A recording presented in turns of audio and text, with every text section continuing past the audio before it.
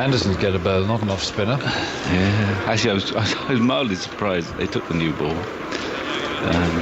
Because in that little phase, I mean, no wickets were taken, but Swann and Panesar were imposing as much pressure on the Aussie batsmen in the half an hour before the new ball was taken than they've had for some considerable time. In an innings that just goes on and on and on. I think, well, maybe with the benefit of hindsight, probably he should have started with Swann and Panesar this morning. I think he should have started with one of them. Even without hindsight, I was thinking it gives the spinner a chance if he can start bowling at the batsmen before they've settled. Yeah. And there was no obvious reason to expect the seamers to do anything much, so one of each, I think, would have been appropriate. But anyway, whatever he does there's that feeling that the horse is bolted. Yes, bolted quite a long way. Substantial lead as Anderson bowls the first ball after lunch on the leg stump to North, and he tucks it down off his hip for at least one run. That's all they're going to attempt. The Swan comes round down to our right in front of the big new stand. I don't know how many that stand holds, but it's an impressive size and gives everybody a very good view, albeit from square on. Not a great deal of cover, however, from any possible rain, but rain at the moment is still, I would think, some way away. There's quite a heavy black cloud over Anderson's right shoulder over the hills as he comes in and bowls to the right-handed Haddin, and that swung in when he was probably expecting it, if anything, to swing the other way, and it hit him on the pads with his pads outside the line of the leg stump. So that made him invert his body. Encouragement for Anderson.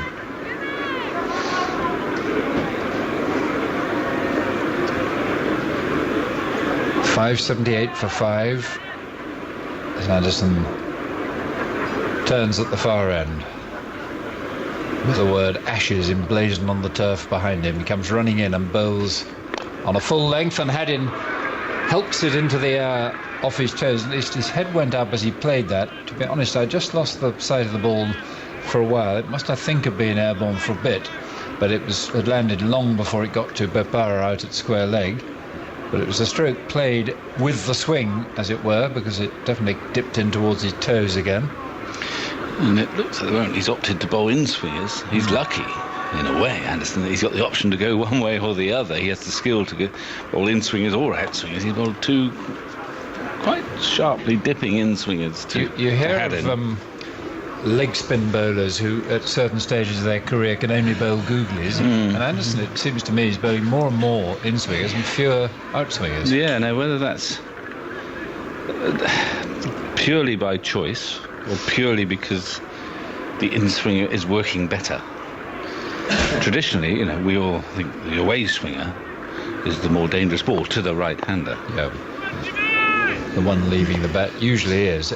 He's bowling now to North, and that's angled across North. Didn't really swing very much, but North has really his judgment of when to play around the off stump and when not has been virtually impeccable.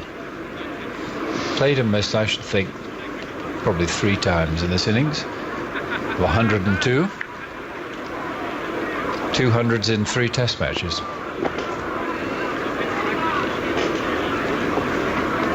Worth the long wait, he may feel, to get into the test side. Ian Chappell was saying earlier that Greg Chappell rated him the best young batsman in Australia 6 years ago. In comes Anderson, bowls a ball that dips back the other way. Very well bowled. That came into the pads of the left-hander.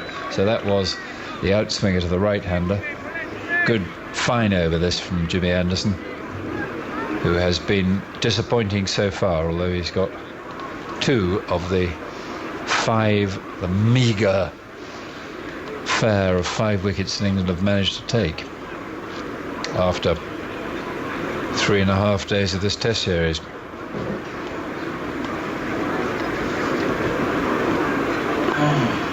He turns with a big white wall behind him and the side screen and bowls down the leg side. That was a poor ball. North came inside the line and might on reflection regret not wheeling round and trying to pummel that to the fine leg boundary, but he'd chosen to leave it. And that's the end of the over. 5.79 for 5. How many overs did England bowl in that morning session today? Malcolm's onto it. 26. 13, and they should have bowled 30, strictly speaking, but it's not awful time wasting, but they obviously won't want to bowl any more than they have to if it's going to rain. On the other hand, if it doesn't rain, they could be out there for some considerable time. I mean, we keep thinking we're convinced by the forecast, but it hasn't. No, it hasn't. It doesn't look imminent now. And if there were no rain, I'm just trying to think what Australia would want to do. They just keep. Ideally, they get England in tonight. Yeah, 45 minutes tonight. Well, minimum, I'd say, perhaps a bit more, because if to get to 45 minutes to go, that's quite a lot of overs to bat, and they'd have a healthy lead. I mean, the lead now is 144. Yes, sounds right. It's quite a lot. I mean, Australia are going to have to bat again in this match. The sun is almost out here as Flintoff, accompanied by a pale shadow, runs in right arm over the wicket from our commentary box end and bows down the leg side. A good diving stop by Pryor turns 4 runs of some description into 1 bye. So that swung as well. Curious how the balls will suddenly start swinging. Sort of swung a bit. It was just a horrible ball. It was a horrible ball. I mean, it was about 2 feet outside leg stump. He looks a bit weary, doesn't he, Flintoff? Yes. We've seen him come back from injury and bowl with remarkable pace. But I don't suppose he's had 167 overs in the field consecutively for some Since time. his last test match, probably. Here he comes and bowls to North. Short of a length, and North hammers it off the back foot to deep cover where Cook is fielding. And they just get a single. 580 for 5, 581 for 5, 103 to Marcus North. He last played at Antigua.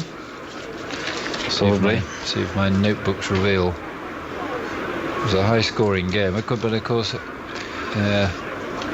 he wouldn't have had 167 overs. Very unlikely in the innings there. But England did bowl West Indies out in that first innings. Flintoff is in and bowls. They followed on, of course, didn't they? Yes. Well, no, they didn't follow on. That was half the argument. Sorry, yes. They ended up 370 for 9 off 128 overs. In the second innings. Having been bowled out relatively cheaply, England had the option of the follow-on, not taken. England, incidentally, for their 568, had 165.2 overs. In comes Flintoff and bowls over the wicket to the right-handed Haddin, who's beaten outside the off stump, kept low. Not a bad sign for Australia, really. He's almost exaggerating the lowness of that bounce just to alert any watching Englishman that pitch is just starting to play a few more tricks. It wouldn't keep that low. All that low, actually, no. But it was a kidology. It was dropping by the time it got to Pryor. In fact, it more or less got past his outside edge, I think, but he got down onto one knee, Haddin. Slip in a gully as Flintoff bowls to him again. This time he drives to mid-on, dragging it. Initially, I think, trying to hit to the offside, and gets a single to Broad.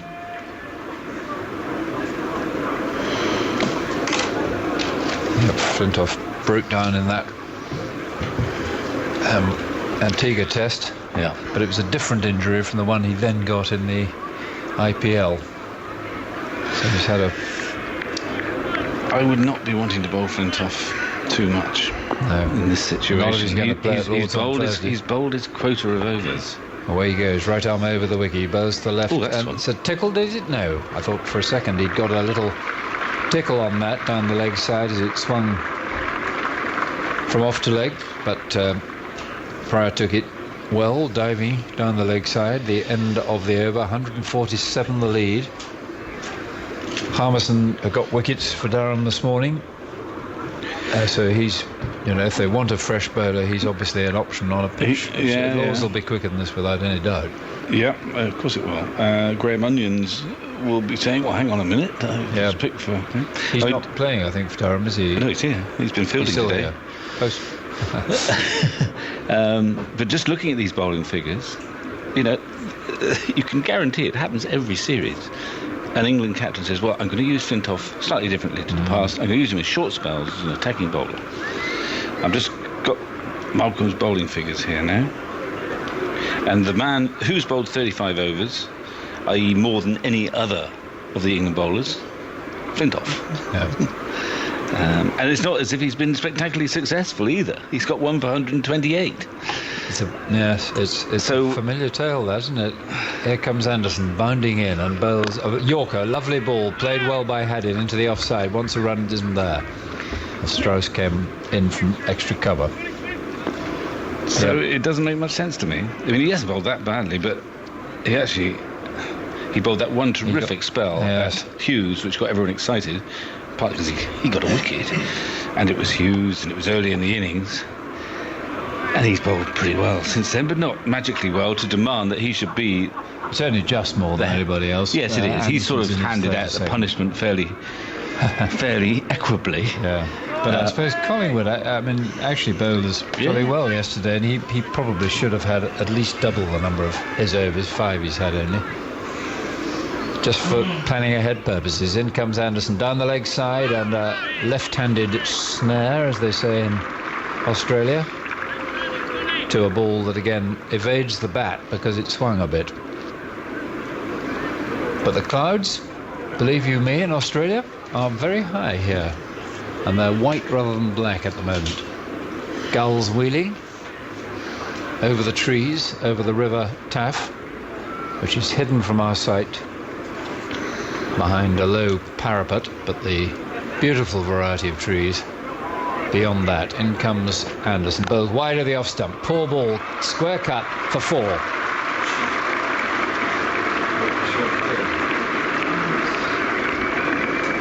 Hits it cleanly, doesn't he, Brad Haddin, when he gets the chance.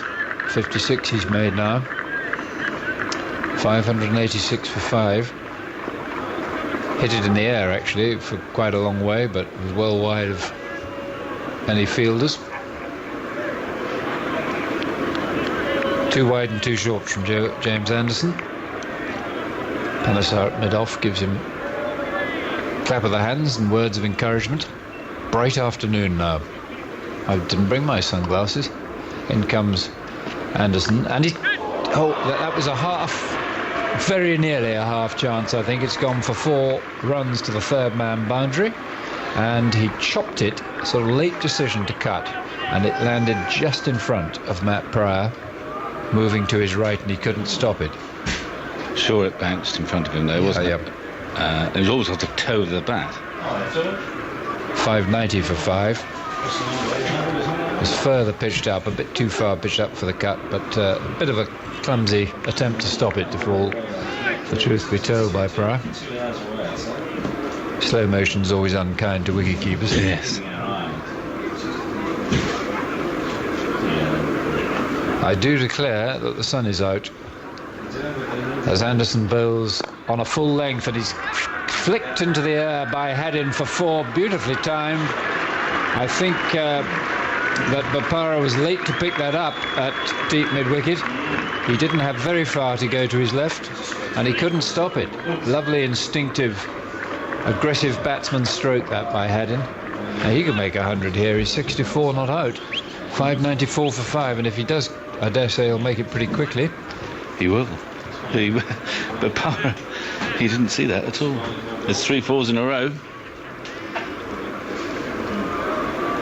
Bopara looking into the background of a mass of spectators in the new stand. In comes Anderson. He steps away, Haddin. He's really moved into top gear here and cuts it away to Cook at cover. I wonder if Pryor's hurt his left hand, but because he stopped that one-handed rather than with 2 hands.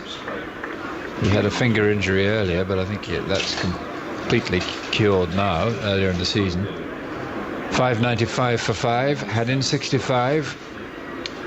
And North 103. New ball I think it was. I think I remembered to say at the time that I'm not sure the new ball was a frightfully good idea. They've given up with the new ball now, and well, they can't give it up. But, well, they're giving up with the quick bowlers. That's right. They can't swap it. I think they'd like to swap it back, actually. Yes, for a tennis ball. Yes, but Graeme Swann is coming back into the attack. I saw Monty get the alert. Time for you to come and bowl again. How many overs have we had with the new ball, Malcolm? Not very many. We're in single figures. No, third new ball was taken after 163 overs, so we're now in 169. So just 6 overs of new ball, and he's going back to spin. Just remind me what the score was, please, Malcolm, when the new ball was taken. 559. Chris. Thank you. And it was 577 at lunch. It's already moved on to 595. So it often happens that the harder ball accelerates the scoring rate, and Swann's now going to have a go. At least it might give him a bit more bounce than he was getting with the softer, older one. So all things are relative. It wasn't that soft, but just subtly so. So 36 runs coming from the 6 overs with that new ball. Swann, when he was bowling before lunch, actually to Haddin, had 3 men round the bat, but he's just going to start with a slip here. And here's his first ball from the Cathedral Road end, which hurries Haddin a little bit. He went back to it and jabbed it out square on the onside for a single. Picked up by Cook. And the score goes to 596 for 5. What a reply this is by Australia to all that English optimism. And England's innings was enterprising but careless, I think. They really should have scored more than they did, 435 on a pitch like this. In comes Swann round the wicket and bowls short outside the off stump, and is cut hard by North to deep point for a single. Broad is out in the sweeper position now. Pryor almost gets tangled up with Haddin as he moves to take the return, and rather indicative of the excellent spirit in which this game is being played, Haddin apologised for slightly getting in his way. In comes Swann and bowls to Haddin, who just plays from the crease defensively.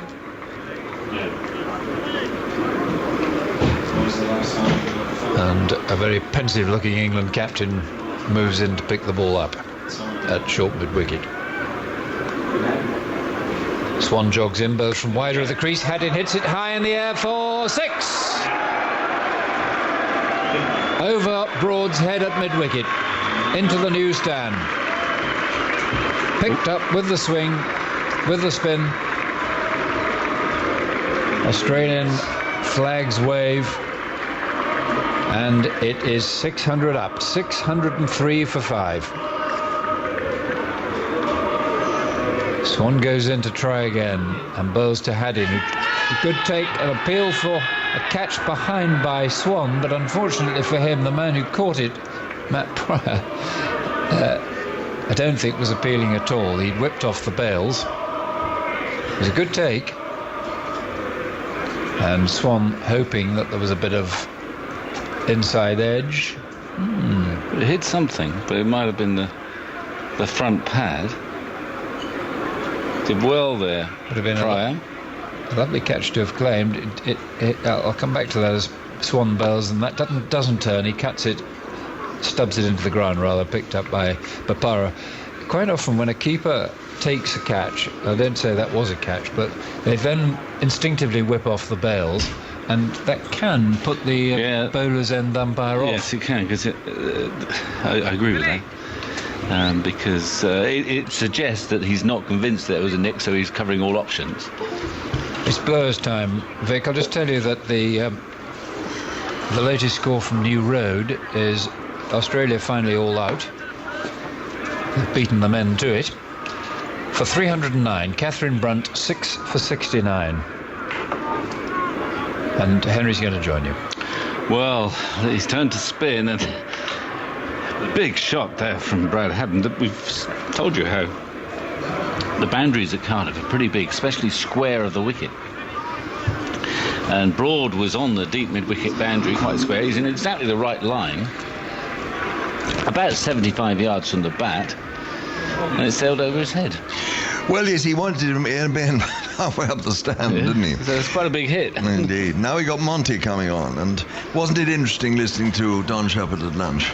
Yes. Talking about spin bowling, how spinners should bowl in tandem. It was so simple. It was such basic stuff, and one wonders if today's spinners really understand it. I don't know. Well, I mean, Don Shepherd was a master. Absolutely. Slightly before my time, but Here's Panesar over the wicket from the taff end. He bowls, and that's driven by North handsomely.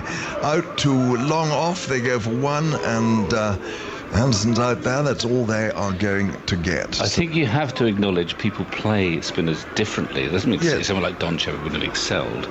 But when Don was playing, no one would have hit an off spinner over the fielder at deep mid-wicket. They wouldn't have the bats that they thought they could do that. They wouldn't play that way. No. So people do play spinners in a different way, usually in a more aggressive way than they did, I think, when Don was in his pomp.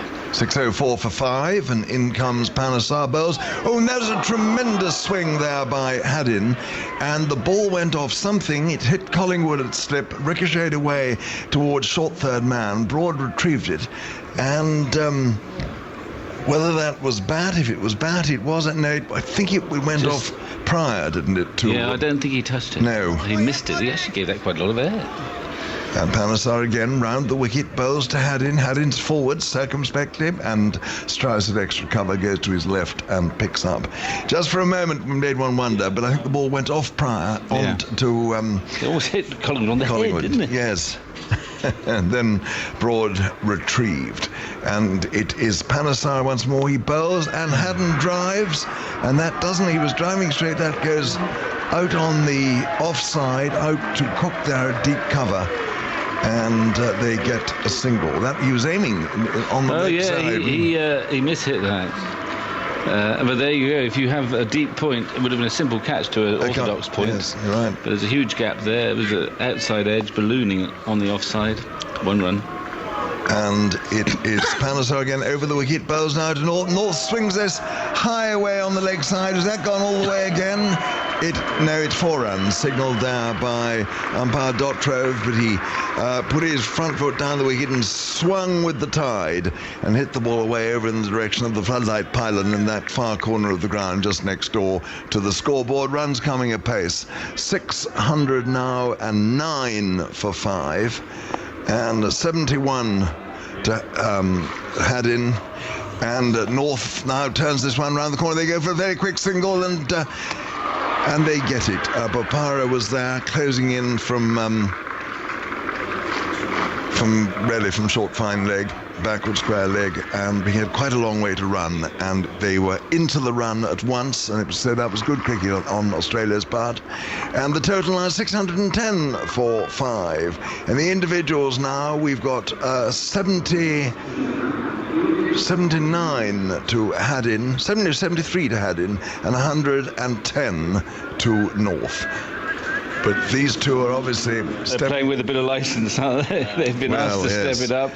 I think they'll try and get England in for comfortably an hour tonight, won't they? Oh yeah, I would have thought so. I mean, they're going to have a very substantial lead. And if they could knock a couple or even 3 over tonight, well, England could have a hell of a job to save it tomorrow. Yeah. I mean, obviously not many wickets. 16 wickets have fallen in almost 3.5 days, but it will be a fifth day pitch, but more importantly than that, it'll be a pressure situation for England's batsmen to handle in the first crucial match of an Ashes series.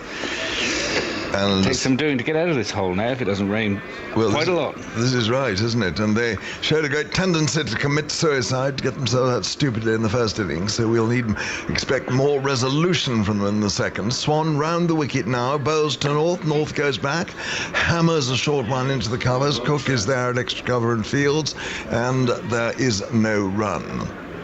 The weather looking exemplary. We've had great panic about the rain today, but it's held off, and it looks as though it might all day. As he bowls again now, Swann, and this is paddled round the corner by North. It's going down towards the fine leg boundary, and Anderson down there runs to his left, picks up, and they've taken a couple of runs. So 112 now to North, and the score goes along to 612 for 5. 612 for 5 is an awful lot of runs, isn't it? And Swann is in again, and this time North makes room, has a great carving stroke outside the off stump, and doesn't in fact make contact. And he settles again over his bat. Here comes Swann up to the wicket, round the wicket he bowls, and Moulter runs this delicately down. That was a skillful, delightful stroke, and Panesar goes back almost to the third man boundary, and they run 3 runs. It was very good running. It was a lovely, delicate touch. He was just a little bit shorter, turning away from the left-hander. He waited for it and guided it deliciously away towards the third man boundary. So 615 for 5 now, North 113. Well, they're rubbing England's noses in it at the moment. They're playing with real freedom. The way they're playing, I think they want more than an hour at England tonight. No, they do. And here is Swann now bowling to Haddin. Haddin comes down the wicket and drives his off his toes towards the deep mid-wicket boundary, and it's fielded down there out of my sight. But and Graeme Onions down there, is it? I couldn't. He was behind the pillar here, and so the score goes on now to 517 for 5. Runs coming at a torrential rate. 75 now to Haddin. And here is Swann again in bowls. He comes down the wicket and lofts this one. And Onions is there. He takes it on the bounce down in front of us. And he gets a single. It's the end of the over. How many from that over, Malcolm? 8, yes, well, this is the form. There was an attacking stroke to every ball. It is now 619 for 5, and we got 115 to North, and 76 to Haddin. They confer in the middle of the pitch. A rather thoughtful seagull, an investigative seagull, flies across the ground. Yeah, well, 41 runs coming in the 6 overs after the interval. I think the Aussies have seen the forecast and think we're not going to get a full day. We're really going to go for it now. That's probably right, yes. They're playing with amazing freedom. They're prepared to give their wickets away. But England are looking so bedraggled that they don't think they can take a wicket. It's good. I mean, it is nose in the dirt time as far as England are concerned, and the only thing that can get them out of this hole, apart from a downpour, is some really skillful batting under pressure. Well, yes, and I wouldn't like to put too much money on that after the way they managed to get themselves out in the first 618 for 5. As Monty comes in over the wicket now, he bowls, and Haddin turns that away past the square leg umpire. They go for 1, and they come back for 2. And Flintoff coming in from deep backward square leg fields. So 2 more runs to Haddin. He's now 78. And the total goes along now to 620 for 5. And Vic Marks has been transposed into Ian Chappell as Monty bowls again, and this time Haddin's down the wicket, playing that beautifully away into the mid-wicket gap. Anderson goes to his right from long on, and they take a couple of runs. 622 for 5, 80 now to Haddin, and it's really cricketing murder, this, isn't it? I mean, they're being pulverised, England's bowlers. Monty again in, and this time Haddin plays a defensive stroke to a ball pitched outside the leg stump, just pushing it out gently there to Collingwood at mid-wicket, saving the 1. It's the first sort of dot ball we've had for quite a while.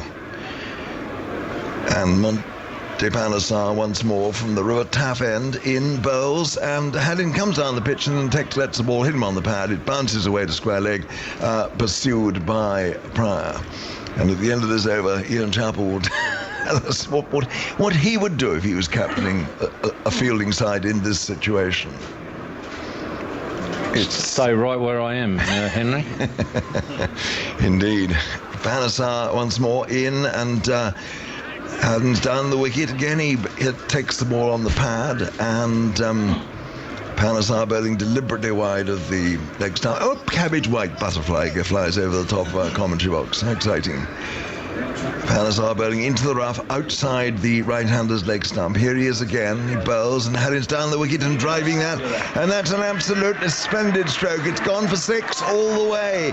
He came down, moving inside the line, moving away to leg, and hit it pretty well straight. That was a terrific shot, and it takes him now to 86. The total now says 628 for 5, and it's 115 to North. And what a marvellous stroke that was.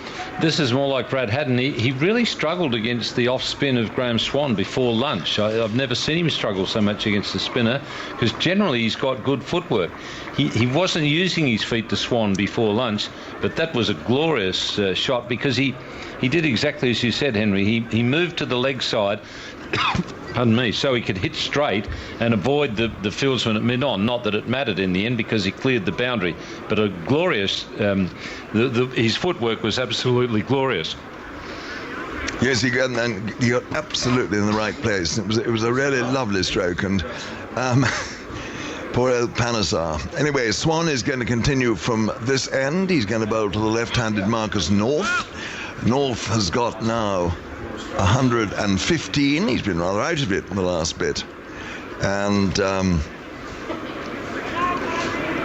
Cook walking forward with the crash helmet, which was left on the ground at the bowler's end, and just underarms it, gives Pryor a catch, and Pryor will put it down on the ground about 8 yards back behind the stumps at the far end. And Swann it is. Coming in now, up to the wicket, past umpire Alim Dar, he bowls, and that's a scything stroke there by North. It goes down to Bopara, who fields very quickly indeed at deep square. A beautiful throw into the stumps, into Pryor's gloves. Bopara is very quick to cover the ground in these far distant outposts.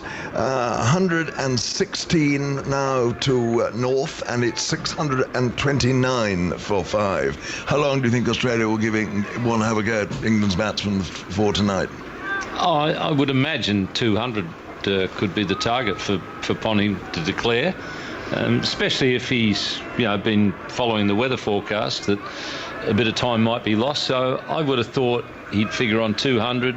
Hope that he can get a couple of early wickets, which then might create a bit of panic, and you never know what might happen from there. But he'll probably, and when I say 200, actually, he'll probably wait till Haddin gets 100 if he doesn't hole out. Well, he's, 86 now, and he's in strike, and Swann runs away from us. He's up to the wicket, he bowls, and Haddin makes room and plays a lovely, delicate stroke, steering that ball down to third man, and is going to get a couple of runs. It was a lovely, delicate touch. And he waited for it. It was a little bit short. Of course, it's terribly slow, this pitch, and he was able, with the spin, just to steer it away. Down to third man. Here comes Swann again, in bowls, and Haddin plays that one away, flicks it away bottom-handedly past Collingwood at short mid-wicket, and it goes out there to deep mid-wicket, and they take a single. He now goes to 89, the score 632 for 5, and it really is a torrent of runs, this, and England can do absolutely nothing about it. Well, England got themselves into trouble when they started slowing things down, and they were looking just purely to contain. Once you get into that mode, the opposition sense it very quickly and say, oh, these guys have given up on victory, and they put the foot on the accelerator pedal. Right.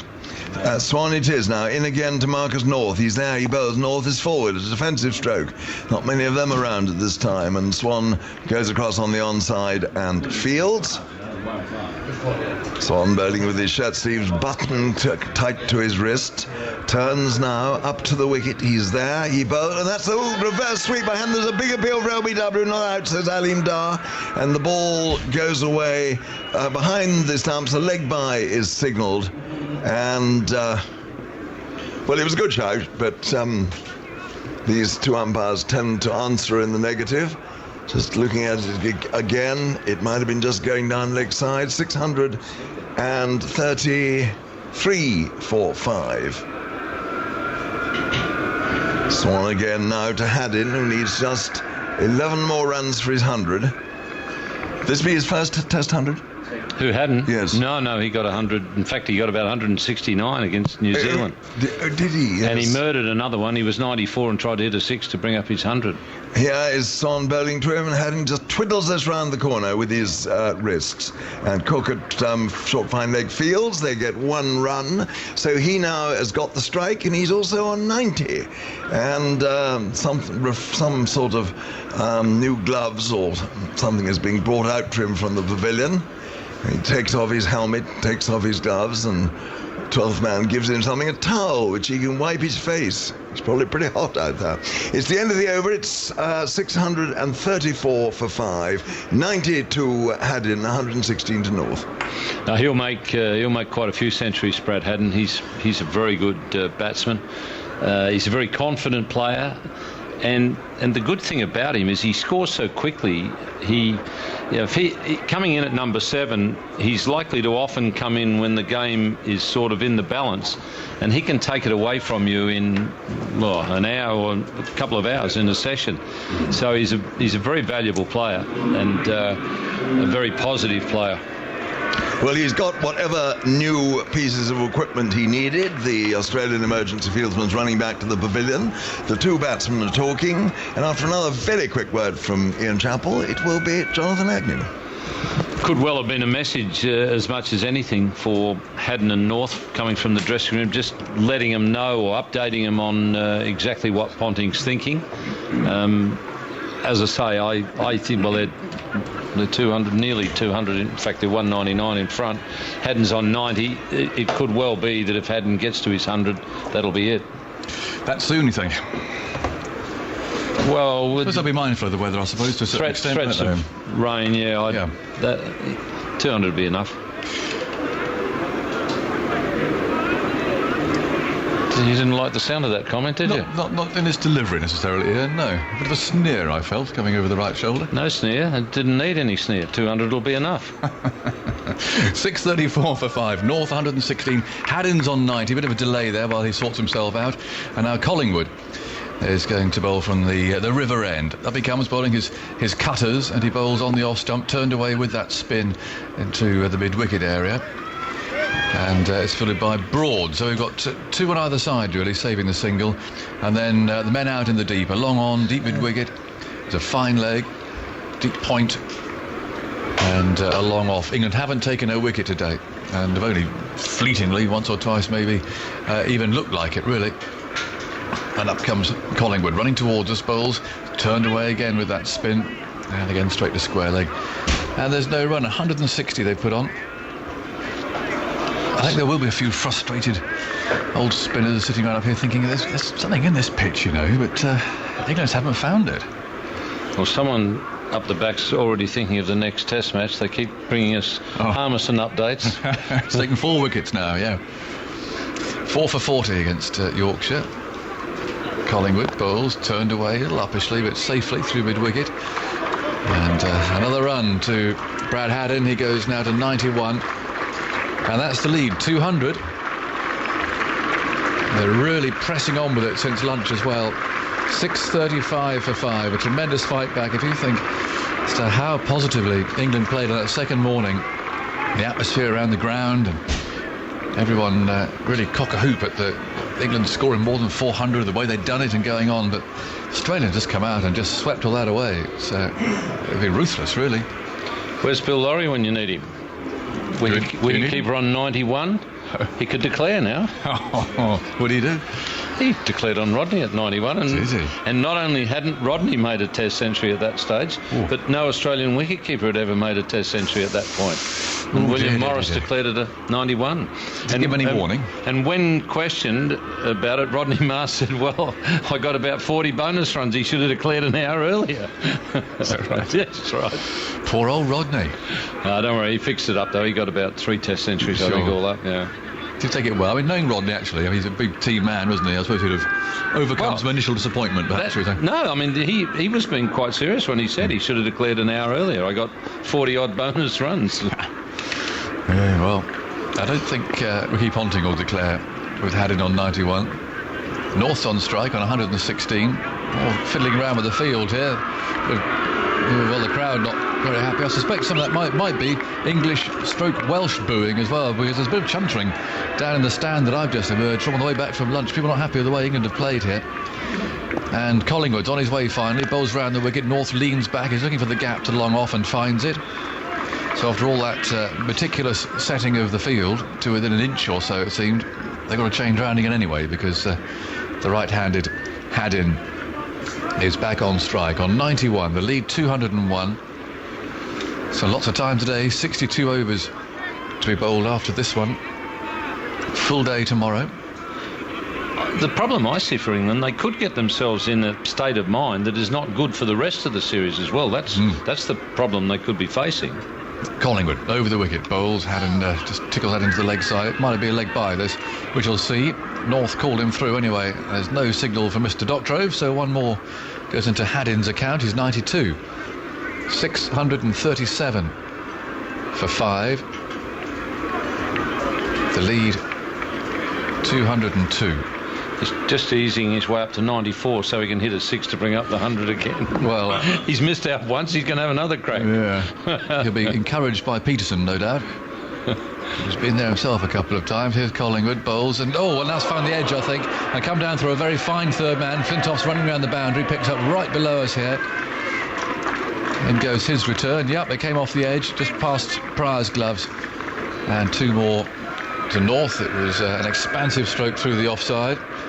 639 for 5, the lead 204.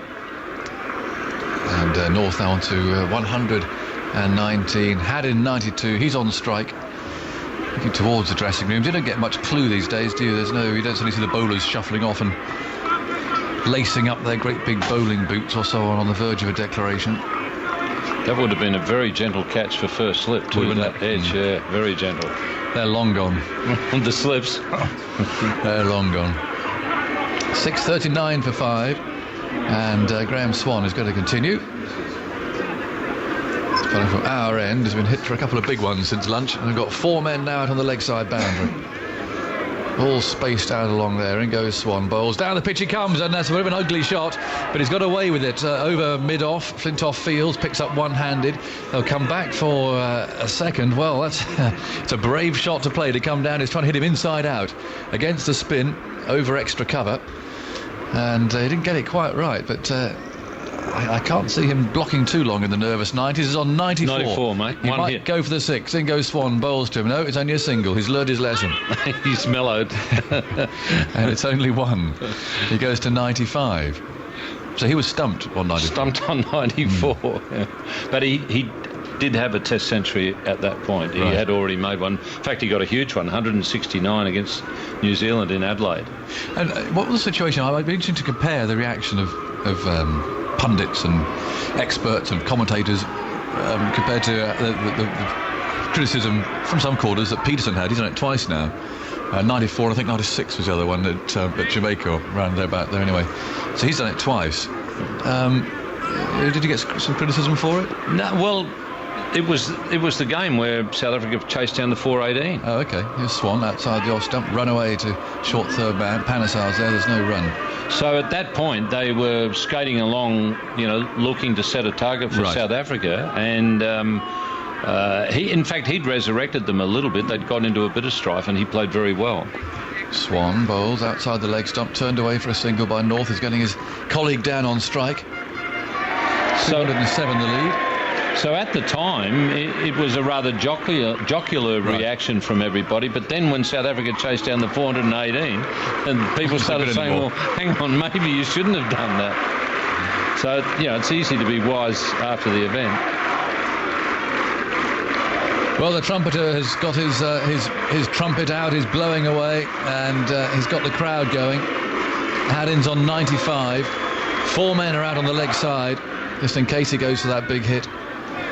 2 men are in the leg side circle, if you like, if there was one for one-day cricket. Haddin on 95. In goes Swann, moving it away from us, and Haddin gets an inviting one to drive outside the off stump, but finds Bopara. He's fielding just inside the circle. Must be very annoying for the bowler after the way he troubled Haddin before lunch, and now he's getting thrashed all around the place. Swann bowls, and that's a single, so he goes to 96, so within a boundary hit at the end of that over. That might be too much for him to resist. He might just have to go for that, but he's played very well. He deserves this 100, and he'll be on strike to try and get himself through to that landmark right now. 6:44 for 5. Perhaps we'll have a chat.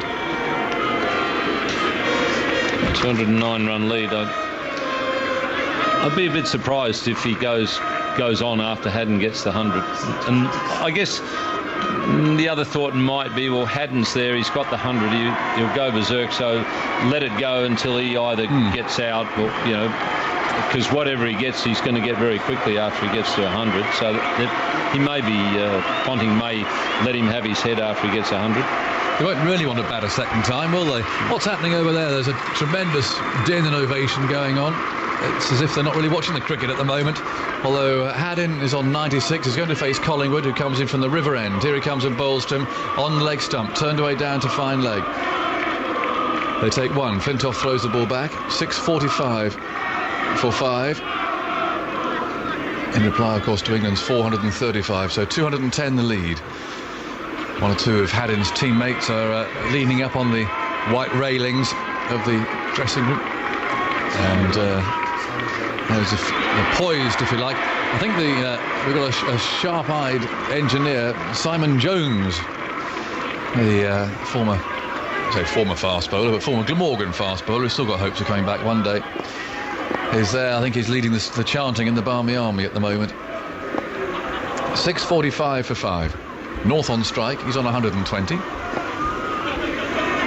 And Collingwood moves in, bowls, that's wide outside the off stump. North has nothing to do with it.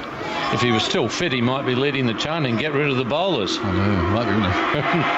Poor old Simon. Well, that's what that's all about. I don't know what he's actually doing. I don't know if he can sing or not, Simon. I mean, he's Welsh, so he's got a good start. But anyway, I don't think that's him playing the trumpet.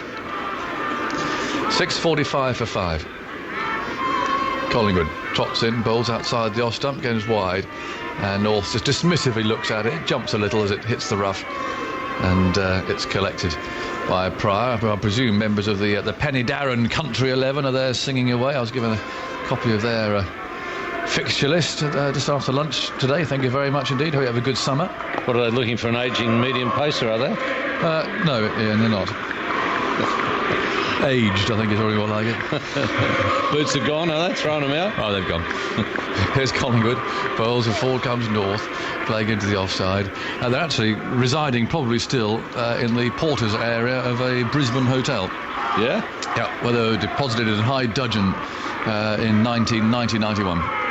What brought that on? Well, I flounced rather, but it was a moment, quite a significant moment.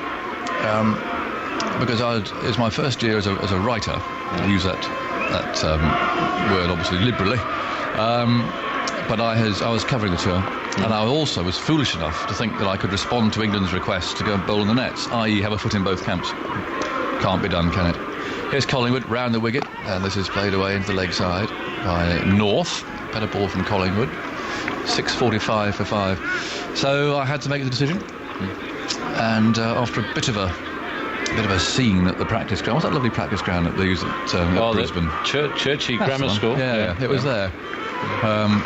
And so there's only one thing for it, and that was to deposit the boots.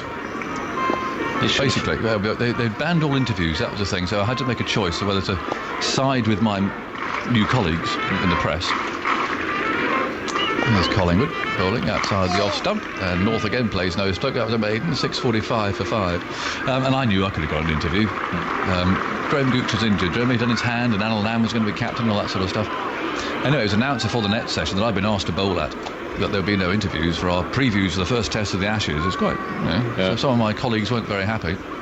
I was standing there with my boots on. I thought, this is not looking very good. They're looking at me saying, look at him going off into the net. So I said, I had to say to the manager, OK, in that case, I shall not bowl in the nets. Yeah. And so I sided with my colleagues. I got a very early suggestion as to how they were going to treat me, because having sided with them and deposited my boots at the Porters in the Sheraton Hotel, Brisbane, The headline of 2 tabloid papers the next day was "Agnew tells England to get stuffed." That's it. So I should have. And I know you would never use that sort of language. Well, no, thank you, Ian. No, I wouldn't. But I felt that I'd been slightly stitched up. But it was the lesson. You can't have a foot in both camps. Yeah. Once you make, you know that, don't you? Once you make the journey into the other side, that's it. You should have done a Bill O'Reilly. He decided to give away golf, so he took his shoes off on the edge of the lake, I think at Mere Golf Club here in Lancashire, and threw them in the lake. That was it. Very dramatic. Now Haddin's on 94. He kicks the first ball away. He's on 97 actually. Kicks that away outside the off stump. The crowd cheering. If you're on the subcontinent, you'd think it was the crowd cheering the man within strike of 100. But again, I think that's probably to applaud Simon Jones for his musical efforts in the grandstand. On 97, in goes Swann. He bowls to him. Oh, that's always gone through. Playing a bit of a shovel stroke outside the off stump with the spin. It did turn, went through bat and pad, and almost bowled him. I don't think Brad Haddin really likes the idea of just pushing his way to 100. Nor do I. It goes against the grain. In goes Swann. What's he going to do now? Well, he's forward, turning it away. Just for a single, had to run it quickly. They do. Strauss is there, throwing over the far end. Now, well, they're going to overthrow. Haddin wants it, but North had run through at the far end, and Flintoff, alert, had run in from the boundary. 6:46 for 5. North on strike on 120. Haddin on 98. And the field retreats for North, who's looked a fine player, incidentally. I think one or two people looked at this middle order of Australia and thought, well, we don't know these players very well. OK, we know North as something of a journeyman county cricketer, but how well he has played. Yeah, he's a very solid-looking player.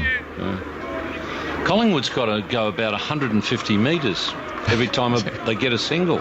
Strauss bowls. That's played into the leg side. Where is he? He's a deep mid-wicket on the boundary for the right-hander, Haddin, on strike, and now for Strauss, he's at backward square leg. So it's a good 150 metres every time they change ends. The batsmen change ends. And he's bowling too. Swann moves in, bowls, pitched up, tossed up, driven for 1. 647 for 5, and it's just the moment that Haddin's going to reach his 100. Here he goes, Collingwood off on his track.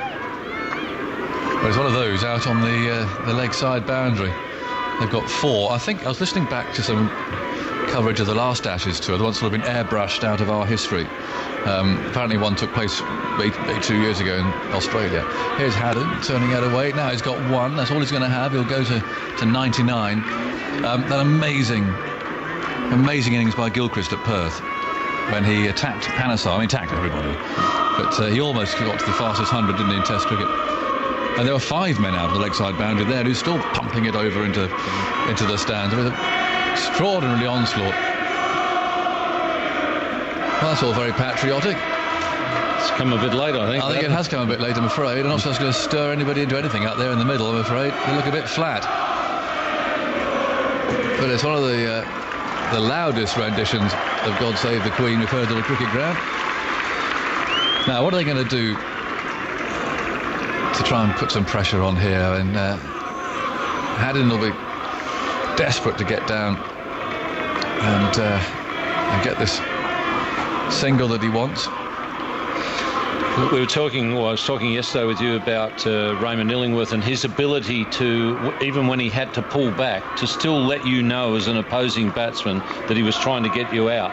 And I think that's what England have lacked today. When they've pulled back, they've pulled back totally and not given that impression to the batsman that we're trying to get you out. And once you allow the batsman to think so freely, they're really runs come pretty easily. Well, they're bringing the men in. Panesar comes in now to mid-off, so there's a deep mid-wicket and a man down at long leg. Otherwise, everyone else saving the single. For Haddin, who's on 99, Collingwood will bowl to him. In the field creeps as Collingwood's on his way, and he bowls to Haddin. No, it's a poor ball. It's flicked away, helped down to fine leg, and Haddin celebrates in the most elaborate manner there, waving. He's holding his bat in his right hand, his helmet's off, he's waving to the crowd over there. Sort of an upswing of the bat. It's quite an unusual celebration. That Marcus North gives him a very friendly hug, but in a sort of a manly way. And well played, Brad Haddin, and well played both of them, because they really have stamped all over England ever since they came together. 649 for 5. The lead is 214. And his teammates are all there on the balcony. I'm looking to see if there is any declaration or not, but there doesn't appear to be. And that's a very fine innings, and coming to just the right pace for Australia. That's the point. And well, tremendous scenes of celebration up there on the players' balcony. 649 for 5. He's exactly 100 not out, and that means that North will be on strike. Up comes Collingwood again. He bowls. That's turned away into mid-wicket, and to take absolutely nothing away, but rather to illustrate the way England have been. First ball that over, men up, leg stump, thanks very much, tickled away. There you go, and they just haven't created any pressure at all. No, it's been a very flat performance for a good part of this innings from England. It's been that little patch when Andrew Flintoff got them going, and when he got Hughes out. Second new ball, Anderson got them going a bit with a good spell, picked up a couple of wickets. But, boy, when you think... What did the fourth wicket fall at, Malcolm? Fourth wicket went down at 3-3-1. Yeah, well, there's a big hit into the leg side. He's going to go after it now, I think. And he's punched Collingwood for 4. Dismissed him, really. Just hit him through a straight mid-wicket. And Collingwood mops his brow. The field have retreated, of course. Haddin's 100 came from 138 balls, 9 fours, couple of sixes, and just over 3 hours he batted for, 190 minutes. Yeah, well, when the fourth wicket fell, you've got the feeling that something might happen, and Australia wouldn't get that far in front. But now they're just motoring along 220 in front and cruising and not looking like losing wickets, even though they're playing extravagantly. He could create absolute mayhem now. In goes Collingwood, bowls to him. Oh, he's gone for a big one down towards the river, not quite in the river, but it's gone for 6. And he's clearly going to open his shoulders and really rub England's noses in now. 660 for 5, 110 from 140 balls for Brad Haddin. It's a very short boundary down there, and it's well within his range. Someone's got their umbrella up, and I'm not surprised. I think they put it up in case the ball comes over again rather than for any rain. Well, obviously that's what Ricky Ponting has decided. Let Brad Haddin have his head now that he's got the 100, because he...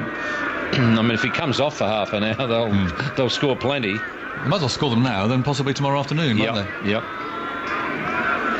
660 for 5. Rather a sort of an emergency debate going on down there. It's like two men in the bunker, Strauss and Collingwood. What on earth are we going to do? They've got the heavy artillery out. What should we do?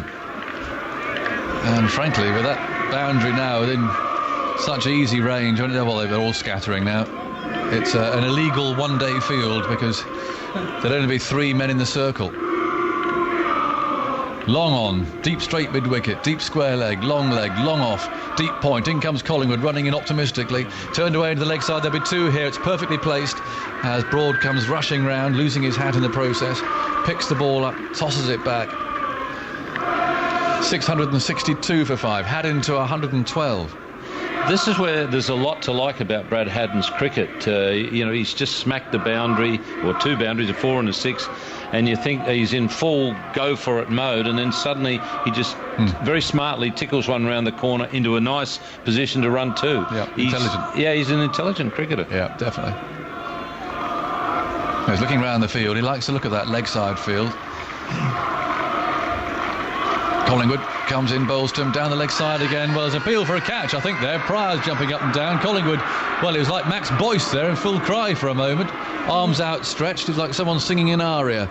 But Billy Doctorow, he just simply very quietly ushers drinks onto the field. But it's a bit slow. Pryor certainly was very slow joining in the appeal. It looked to be more in hope than anything else, that one. And it's the end of the over. 662 for 5 with... North on 122, Haddin on 112, and runs coming thick and fast for Australia now. They're obviously going to carry on. They're going to score whatever runs they want to now with these 2 going so well.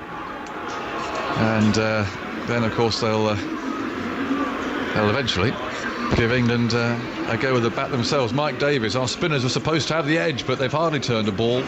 It's going to be embarrassing if the much maligned Hauritz ends up taking more wickets than both of them. Well, Victor's here to add some thoughts, Victor, and then you're going to be joined by Jim. He's going to. He's got 3 already, Hauritz, and England have only got 1 between the 2 of them.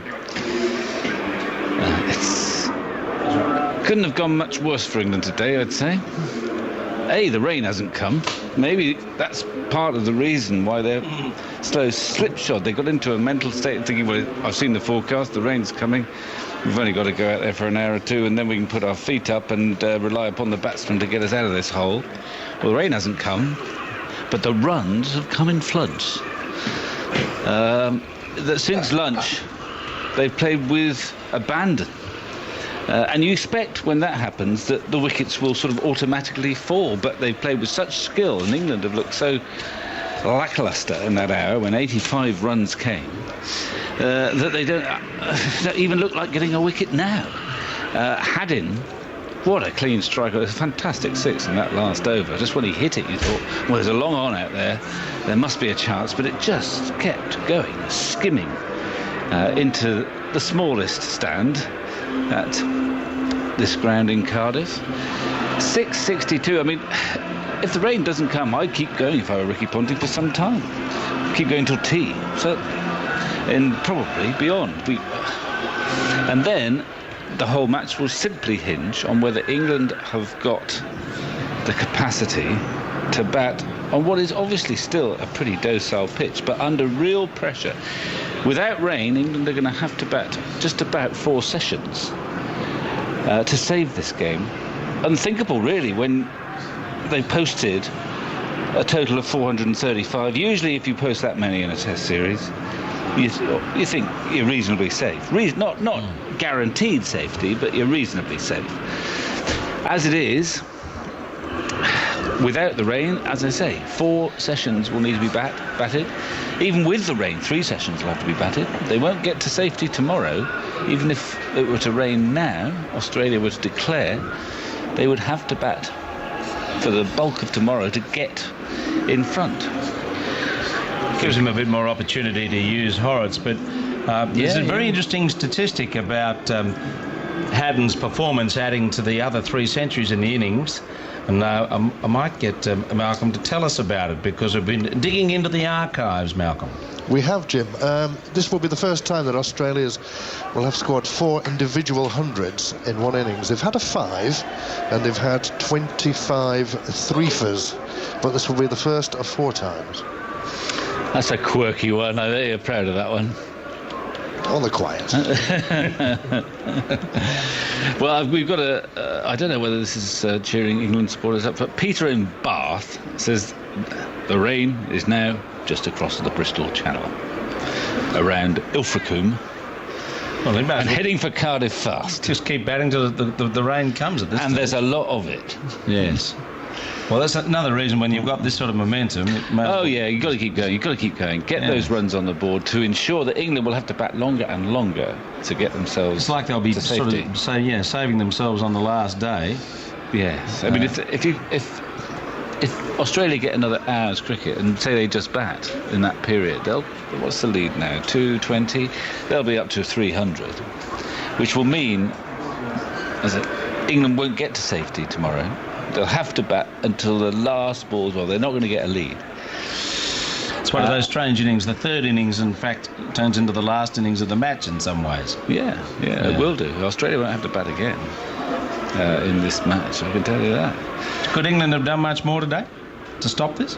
Yeah, well, I think they could, actually. I think they've made some dubious decisions about their strategy. I think they should have opened with 1 spinner for a start, just to pose a problem. It's always quite difficult, even when the scoreboard was looking so healthy for Australia. It is trickier to start against a spinner from the start of the day's play when you've got to get yourself back in, and it is supposed to be turning. I don't want you to see that, but I'm going to have to tell our listeners. You can read the score.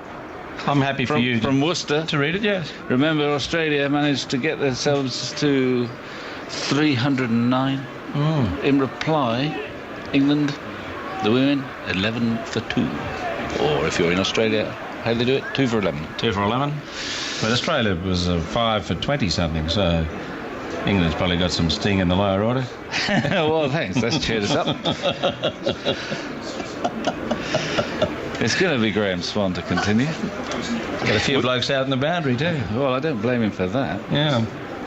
He's going to bowl to North after drinks, and North pushes him through the onside, the infield for 1, thinks of 2, and no, whoop, back you go. Brad Haddin, there's a fumble out there, and they may have got there had they gone straight away.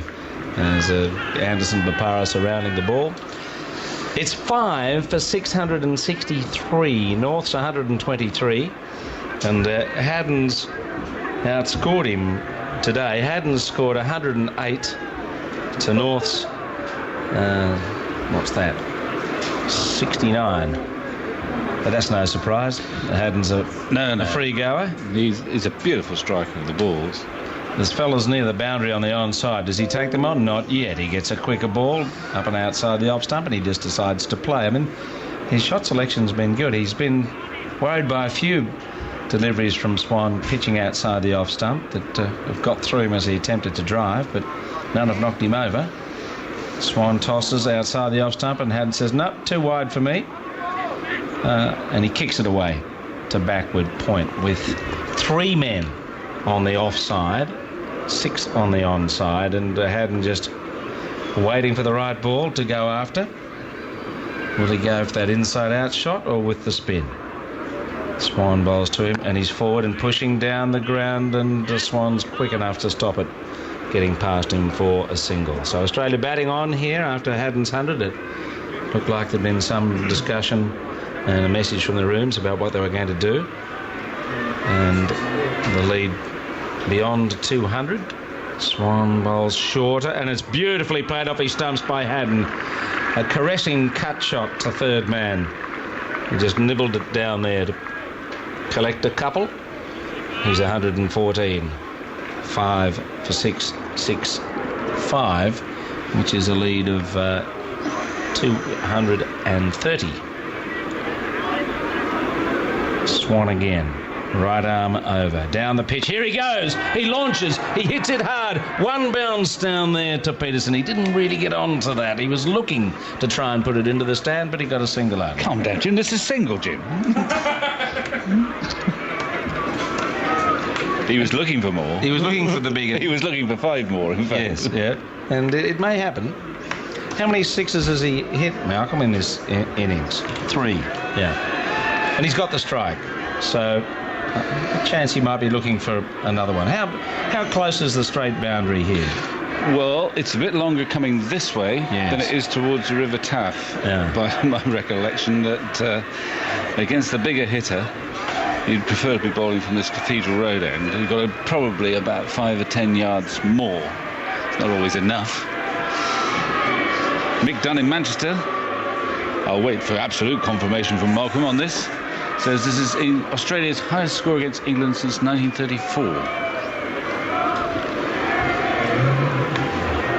34. Had something of a Bradman triple century about it, probably. That leads. Yes, well, another 20 minutes of Haddin. They'll be past 700. Long on. Deep mid-wicket, deep square. Deep backward square. And Collingwood's going to continue. They want to get on with it a bit, England. Their over rate will be ordinary. They're really fiddling around a bit here as Collingwood bowls, and Haddin's back, and he forces through the infield for a single. He moves to 116, and it's 5 for 667.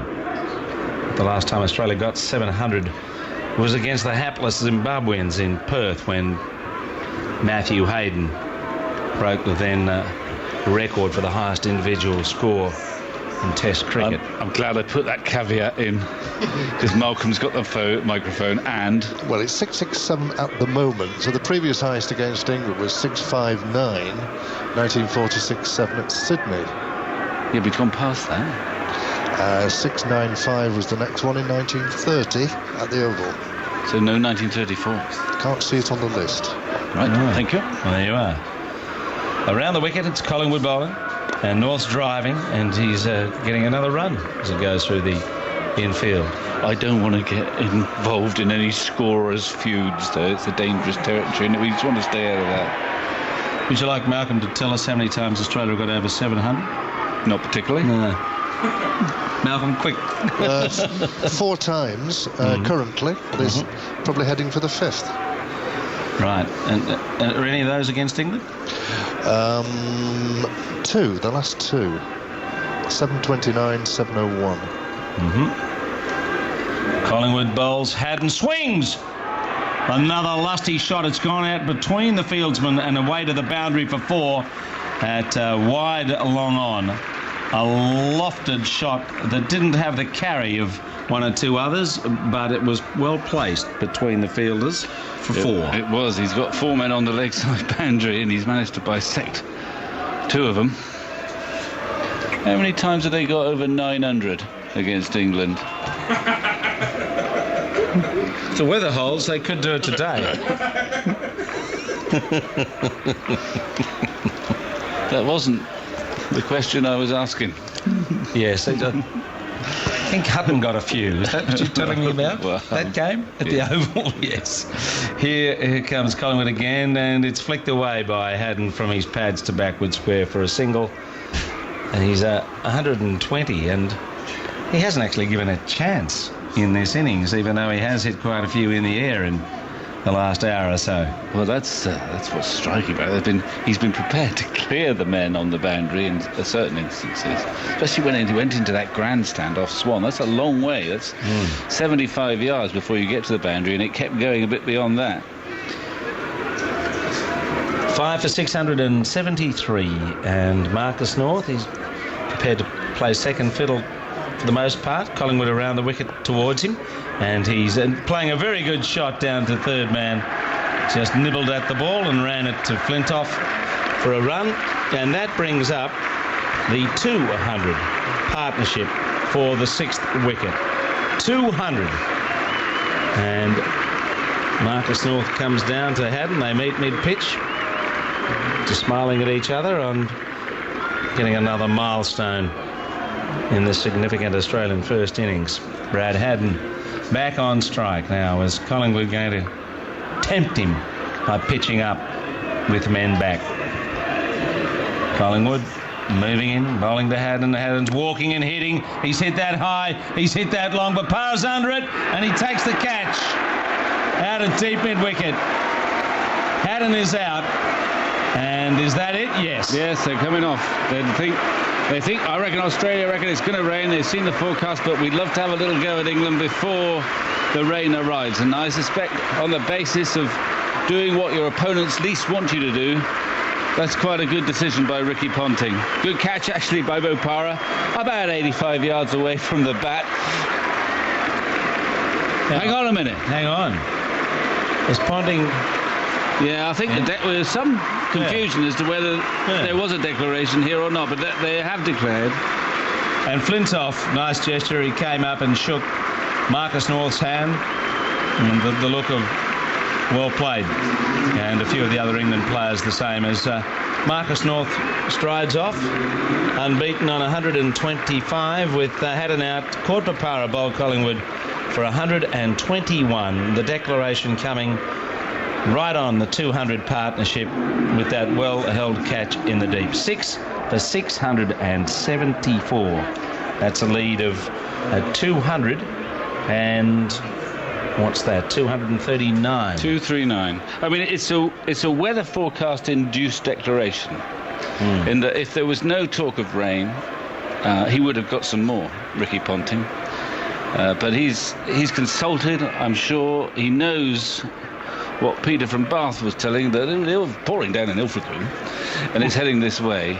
So he's going to give his bowlers a chance. I don't know how much more cricket we're going to get today, but he's going to give them a chance to make early inroads into the England lineup. It is grey, it's not raining at the moment, the light's okay, but it's not ideal batting conditions. And it's a positive act from Ponting, who, I mean, he would not have guessed, even Ponting, the Aussie optimist, would not have guessed, having bowled England out for 435 and had that nasty session on Friday morning where the tail really wagged vigorously. I don't think Ricky Ponting would have anticipated being in a position to agonise about when's the appropriate time to deliver the declaration, but he's done that. And now, well, everything hinges from an English perspective on how Strauss and Cook and the boys at the top of the order can deal with what will certainly be a buoyant Aussie side. They know that basically there can only be two results in this match now. Aussie win or draw. They can bowl with freedom, with aggression. It's still a very slow pitch, and they can bowl in the knowledge that England's batsmen will be feeling the pressure. You think, when you get 435, you think you've probably done enough already to make the game relatively safe. We were checking high scores of England defeats, and obviously Adelaide figures strong in that in recent times, and there was a test against Sri Lanka where England got about 470 at the Oval, batting first, and they lost. But 435, I think there's only 4 tests where England have scored more than 435 and lost. They lost in Headingley in 1948, having got more than 435. 496 or something, I think. They got a big score. I don't know. But, you'd think that Australia have to bowl amazingly well and England bat carelessly, which maybe that could happen, to lose from here. I mean, the pitch is so good. Well, yeah, but there is that pressure, and we've seen the pitch do bits and pieces, especially for the spinners. It has done it slowly. There's just one wicket has fallen to an English spinner after all the talk before the match that this is where England's trump cards lie, and I was saying that along with one or two others, I'm sure. And yet Swann and Panesar between them have taken one wicket, where the ball has deviated, but very slowly. But no matter how slowly it does it, when it's the pressure of the situation that could undermine England. And the likes of Johnson with his variety, his skidding bouncers, and that slower ball, which Bopara will be thinking about when he comes in. So, nervous times if you're an England supporter. You can relax a bit, Jim. I think you've been pretty all right for the last couple of days in this regard. So's your son. He'll be quoting figures at us. He'll be pulling a lot of figures out tonight, yes. He will indeed. But it was also interesting, as Brad Haddin got to his 100, he acknowledged the applause around the ground, but I think in particular he recognised the applause from one quarter of the ground. His parents have been sitting next to Mr. and Mrs. Siddle, right in that corner of the ground, taking in the game. So I think it would have been a special thank you, acknowledgement of their presence here as he reached his first Test 100 against England. One of the interesting little twists out of the game, and it was mentioned last night at this function I went to with all the Australian supporters when Rodney Hogg interviewed Ricky Ponting, and as I said before, it was great that Ricky Ponting turned up. It's not something you often see these days during a test, that the captain goes out of his way to turn up at a function, but he was there. And with a bit of a wry smile, Rodney Hogg said, well, all we want now is for Nathan Hauritz to take 5 wickets in the second innings. Well, it's not well within the realms of possibility, that, because the ball will spin for him, and he's got batsmen batting under pressure, and they can make mistakes. And he will be relaxed. He knows he's got freedom. He's got more wickets than the English spinners have got in the whole entire match already. He's got 3 to their 1. He has. He's got Pietersen, freakishly, and then he picked up a couple at the end, the tail. To be fair, he got Anderson and Panesar, but we won't quibble about the names. But he'll be relatively relaxed suddenly. He was a man under pressure coming into this match. A lot of pressure.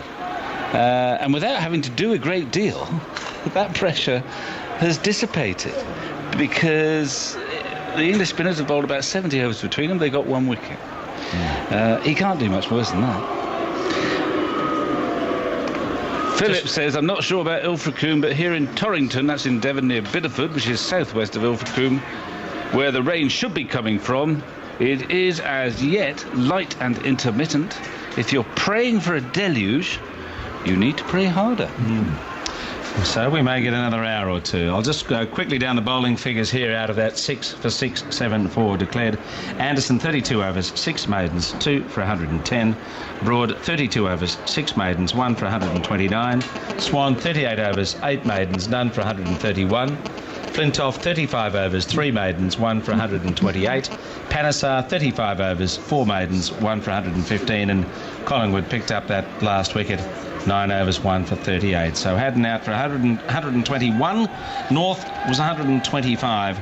And there were a considerable number of extras. 34. Well, not as many as we've seen in other big innings, but 34 out of 6 for 6, 7 4. So England to start their second innings shortly. Victor, I'll leave it with you. And CMJ is going to come in and continue the discussion and the commentary on a greying afternoon here in Cardiff. Well, it's an ugly set of bowling figures. It's a wonderful scorecard for the Australian management, looking at the batting lineup. Only Mike Hussey failing. Seems an age ago that we had that duel, Phillip Hughes against Flintoff. By the standards of this innings, of course, Hughes failed, just getting 36.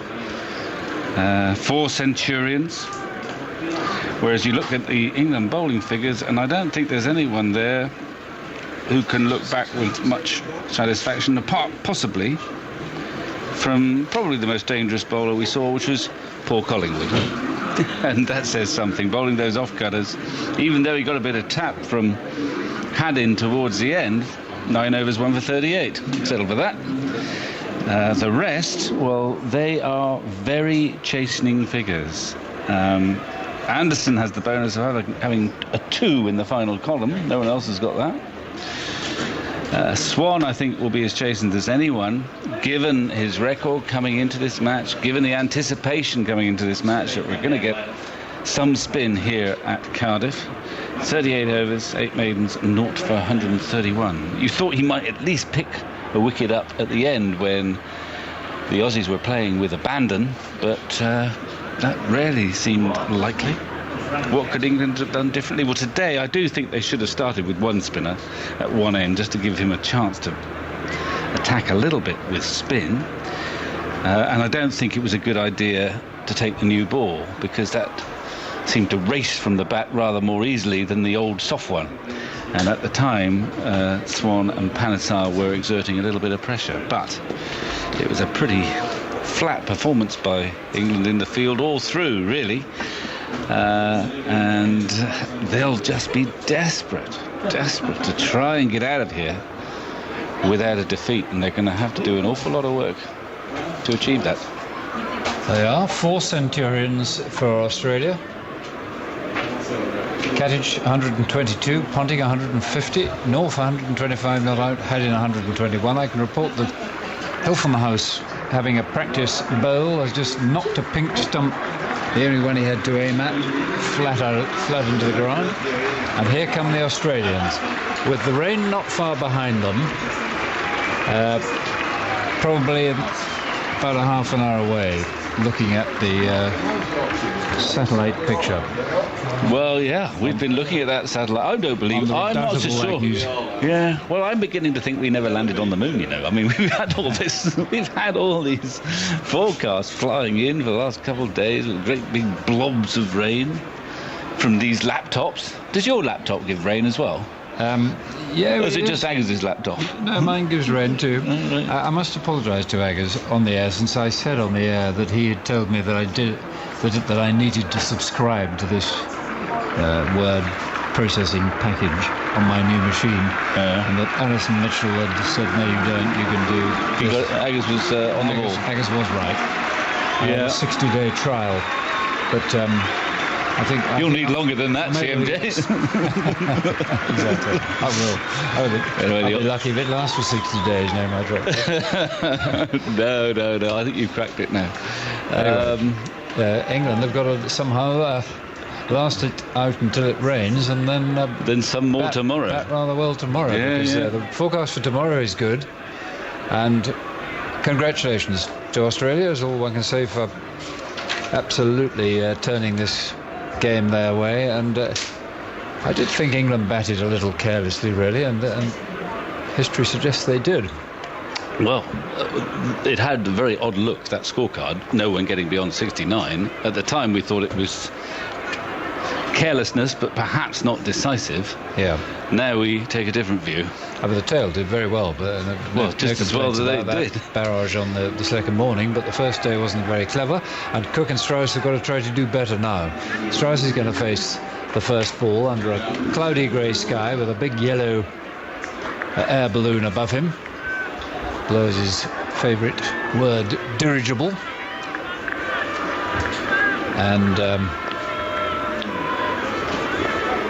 the gulls wheel over the trees above the River Taff as Mitchell Johnson prepares, having been denied a bat. He would have loved a bat, I'm sure, but he's primarily here to bowl England out, and he has license to attack now full-bloodedly. He seemed to be slightly feeling his way into the series in the first innings. Ponting is full of beans, as you would imagine. Coming to second slip, Clarke, who missed out on 100 but could easily have got one too, is at first slip, and Hughes at third. Katich in the gully. There's a cover and a forward short leg and a mid-off and a square leg. As Johnson, left arm over, bowls the first ball of England's second innings, 239 runs behind.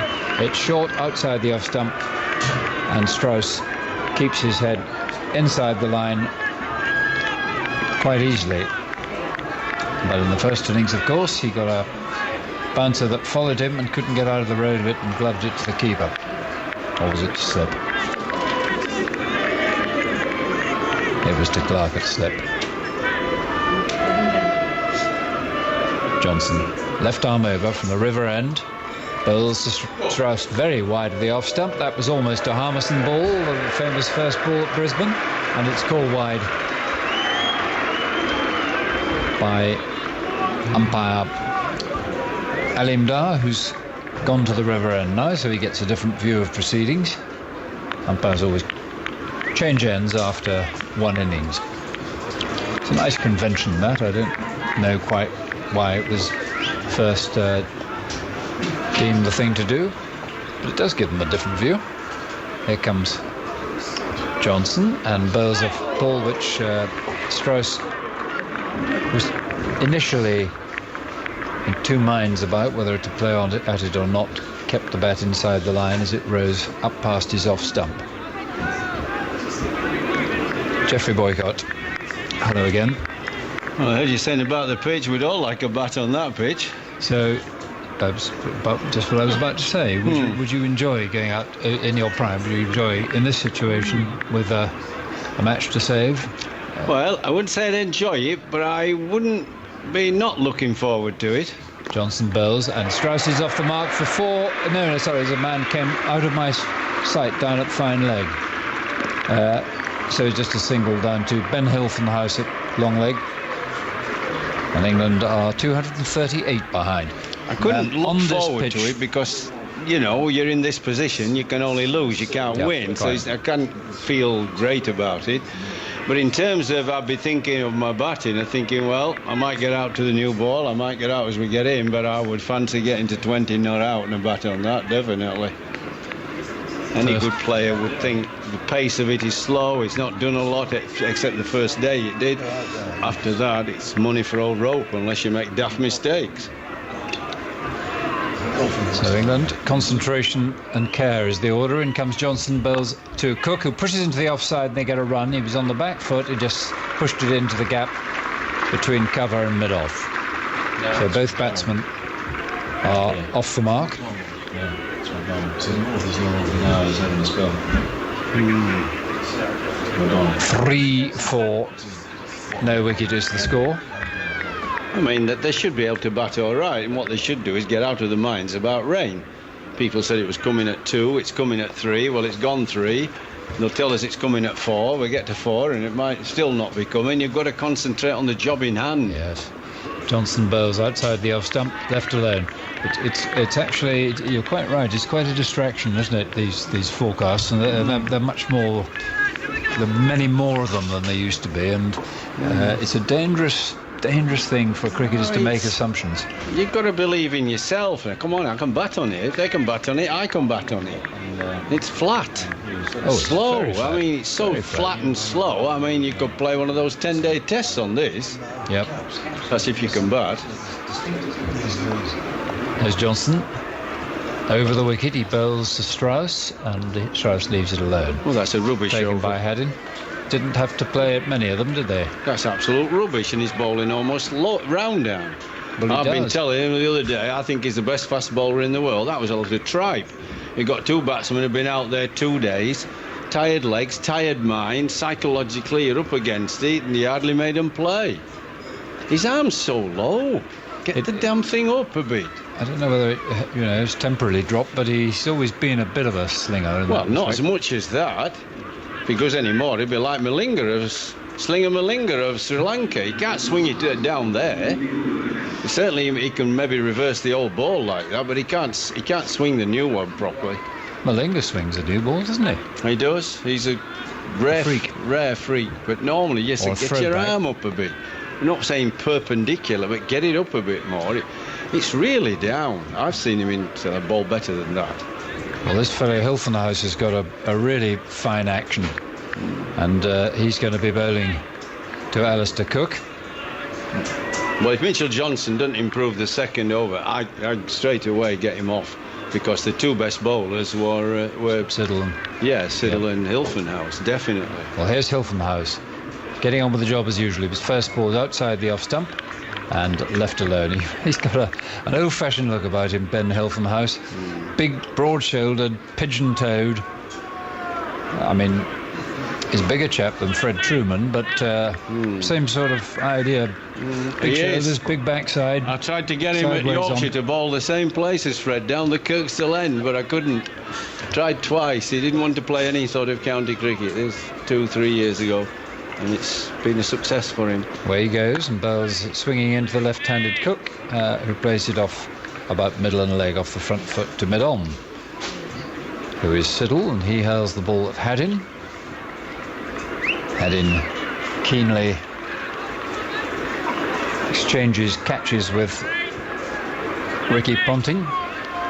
Australia full of beans. Look like an Australian side of, well, just any Australian side. They always seem razor sharp at the start of an England innings. In comes Hilfenhaus, swings that big ooze from behind the batsman, but Cook had judged it safe to leave. It did swing back towards his off stump. Oh, he's a little bit like Alderman, isn't he? Outswing, then nip back. Different build altogether, but that's his sort of deliveries that he bowls. Seemed to keep a wee bit low, that one. Odd ones will. We saw in the Australian innings. Away he goes, pigeon-toed run up and bowls on the leg stump. Cook plays it carefully to short mid-wicket, and there's no run. The game is won or lost for Australia and England today, really.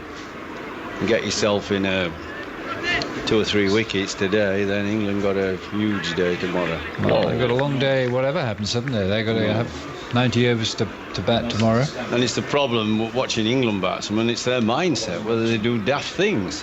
Hilfenhaus close to the stumps. Cook pulls confidently for 4. Too short, good bowl shot, and I'm sure Cook is right, not just to think of defence. He's a pretty compulsive hooker and puller, but that was a long hop and he hit it well. It was only just past the left-hander Marcus North, mind you, at short mid-wicket. If that had stuck, oh, what a fool Cook would feel. But it didn't. 7 for no wicket. If ifs and ands were pots and pans, there'd be no need for tinkers. In comes Hilfenhaus and bowls across the bows this time of Cook. Good thinking, but left alone by Alastair Cook. And the end of the second over as England start their rear guard. 230. They started at 239 runs behind. England were 15 for 2 at Worcester when I last saw the girls. Was a great opener out. Sarah Taylor, is it? Sarah of Sussex, I'm not sure. Chance that she may have been. Claire, of course, is the even more important Taylor. Right. She's not out. No, well, she's the one that gets all the hundreds. She dropped a catch yesterday, I see, so...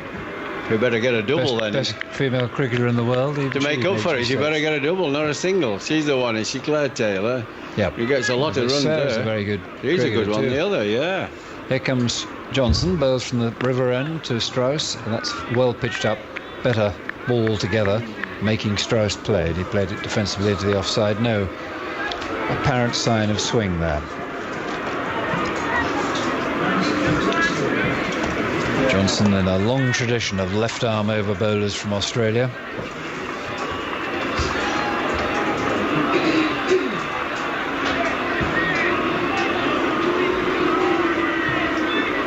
Gathers himself and comes in off about 15 paces, certainly no more than that, and bowls with this slightly slinging action on the off stump. Strauss solidly in behind it, plays it defensively. A boo from somewhere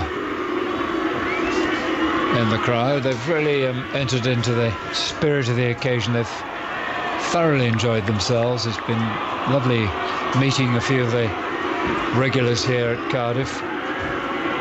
They really are relishing having a test match on their home ground. In comes Johnson, bowls to Strauss, who tucks it away square on the onside for a single off the back foot. North comes into field and they get the run that takes Strauss to 2.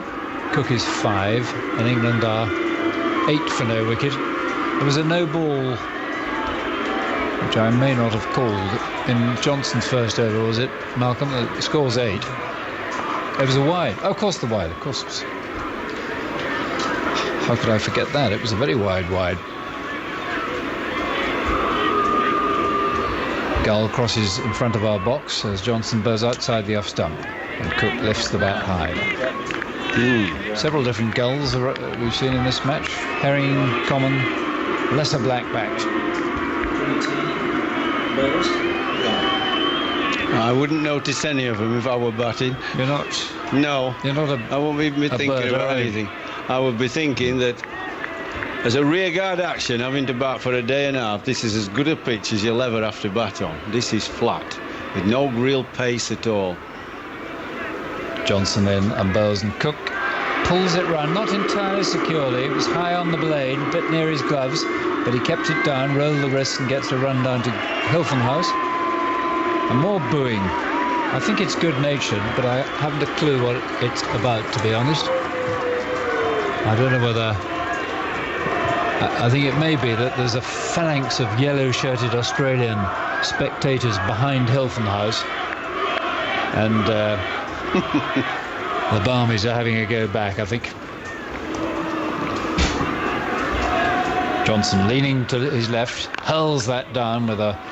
Jeff says a no slightly round arm action and overstepped. No ball called by Alimdar. 10 for no wicket England. 2:29 behind now. If for any reason you've just joined us, Australia lost a further only heavens above, only 2 wickets today. No, they didn't. Just the one. Sorry, Haddin was the only man out. And when he was out, they declared. In comes Johnson, hurls it down at about middle and off, and Strauss getting in behind it, tucks it away just in front of square on the onside for a single. Haddin 121 before he was caught, very well caught on the deep mid-wicket boundary by Bopara off Collingwood, leaving North 125 not out. 674 for 6 declared. Good player, that North. Isn't he? Very simplistic. Yep. Technique, stays back mainly, can come forward, just what you expect from most Australian batsmen. They're brought up properly. They've got good techniques. When it's up, play forward, it's short, play back. When it's too wide, leave it alone and look to score, whether it's 1s, 2s or bad balls knocking off for 4. It all looks just simplistically good. Yep, reminiscent of at least 2 other players I can think of, Boycott and Blofeld. Well, it's certainly tense. 11 for no wicket is the score, and it's Hilfenhaus who's going to come in now and bowl to Strauss. The sad thing is, Henry, I never had a chance of seeing you back because you'll get arguing with that red bus. Well, I know, and the bloody bus won. That was the trouble.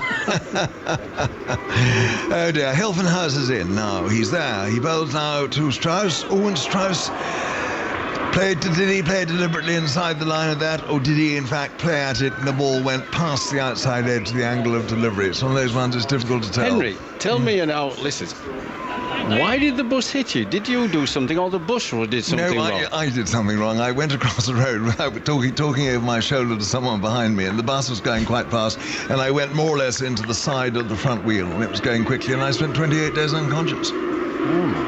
So it wasn't a good. He bowls again now. Hilfenhaus, nice say. That was a splendid take there by Haddin, who must be quite exhausted after his innings, but he fairly took off and did a sort of impromptu somersault in front of Clarke there at first slip and stopped it absolutely brilliantly. No, I came off certainly second best that time. And here is Hilfenhaus, starting in again, running away from us at the Cathedral Road end. He's in, he bowls outside the off stump, and Strauss plays no stroke. Of course, in this situation, with just a few minutes to tea, nothing opening batsmen want more than to be able to leave the ball alone. Absolutely. And these two, haven't they, Johnson and Hilfenhaus, have given them too many opportunities really to do this. It hasn't been very good bowling.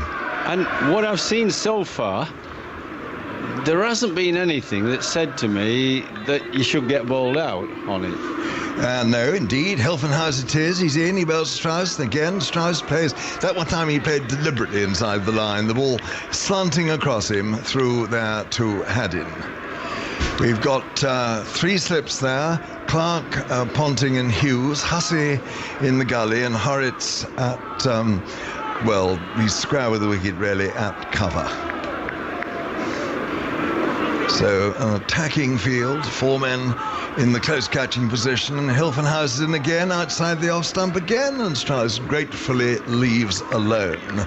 It is extraordinary, isn't it, how cricketers, even at this level, and we've been saying this endlessly about the England bowlers and the general performance in the field, how cricketers at this level, even when Australia are on the front foot as they are, get some of the basics wrong. Sometimes they get excited, oh, come on, their colleagues G them up to be hard at the opening batsman. And instead of just the experience, when they've played a lot at Test Match level, they just relax, settle down, do the normal things. Bowl the line, bowl the length, get a bit of movement at what is your normal pace, rather than striving for more pace. Change of field, we've now got a backward short leg, and here comes Hilfenhaus in, bowls that to Strauss, who turns it past backward short leg, which is Hughes. He moved across from third slip, and they run back and take 2 runs. That was a good solid stroke by Hughes to Hughes' right, chased it 2/3 the way back to the square leg boundary, and the score goes on now to 13 for no wickets. Strauss has 5 and Cook has 6. They confer in mid-pitch. It is the end of the over, and Mitchell Johnson will presumably continue from the far end. I think besides being too wide, they've been too short. They haven't, any of them, induced the front foot drive. And I think you've just got to do that. I mean, I know it's against all bowlers like. They just don't like being driven. But you've got to, with a new ball and such a big lead, give the 2 openers a chance. The legs are tired. They've been out there a long time. They just have to be slightly offline, not quite there, and you get a wicket. Johnson now in, bowls to Cook outside the off stump. Again, both short and wide, and Haddin goes across. And of course, the simple truth is that if you get a batsman on the front foot against a new ball, he must be more vulnerable than if he's able to play off the back foot. Yeah, because you're committed. People listen, you're totally committed. And you can't adjust. It's very difficult to adjust. When you're playing back, you've that much more time. You can drop your hands, leave it, because the one thing you do know when you play back, there's almost 99% chance that it's going to go over the stumps because it's short. And it's Johnson again. He's in now. He bowls to Cook outside the off stump again. Cook gratefully leaves alone. Now, I don't know, Malcolm, if you keep this sort of record, can you tell how many overs we've had so far, how many balls the batsmen haven't had to play a stroke at? Or was that... come on, Malcolm, you haven't got much to do. No, I mean, that's a very unfair one, probably. Probably, but in this particular innings at the start, I've counted 1, 2, 3, 4, 5, 6, 7. 7 so far. Yeah. Thank you very much. Sorry to be so difficult and tedious. Here comes Johnson once more in, bowls to Cook. Cook played forward to Hill, but he's out! He's LBW! He went to play that away to leg, and umpire Alim Dar, for the first time in the match, gave a man out LBW, and he gave him out very quickly indeed. And Australia have struck. They are in transports of delight. England now 13 for 1, and Cook has gone LBW to Johnson, and well, the sucker punch, he lulled him into a false sense of security, bowling wide of the stumps, and then that one seemed to be on the line of middle and off. It held its own, and umpire Alim Dar had him like that, didn't he? Well, I think it's out. I'll tell you why. Yes. I don't even go on the what you call it there on TV. Just the way Cook plays, it was well pitched up, and what he does, Cook, he falls over. He gets his front foot, which is his right, on the wrong side of the ball. You should have it on what is the right side of the ball for him. He's a left-hander, should be on the right side, the onside. Then your back comes down on the line of the ball. But I've seen him all his test career. He's a good young player, but he gets his foot on the offside of the ball. And when you do that, you have to play around the pad. And therefore across the line. Across the line, around your pad. When you've just come in, bowlers are bowling at pace, chances of you hitting it are lessened because you're not playing straight at the ball. The bat's coming around. And I just thought that was out. It's a full straightish ball.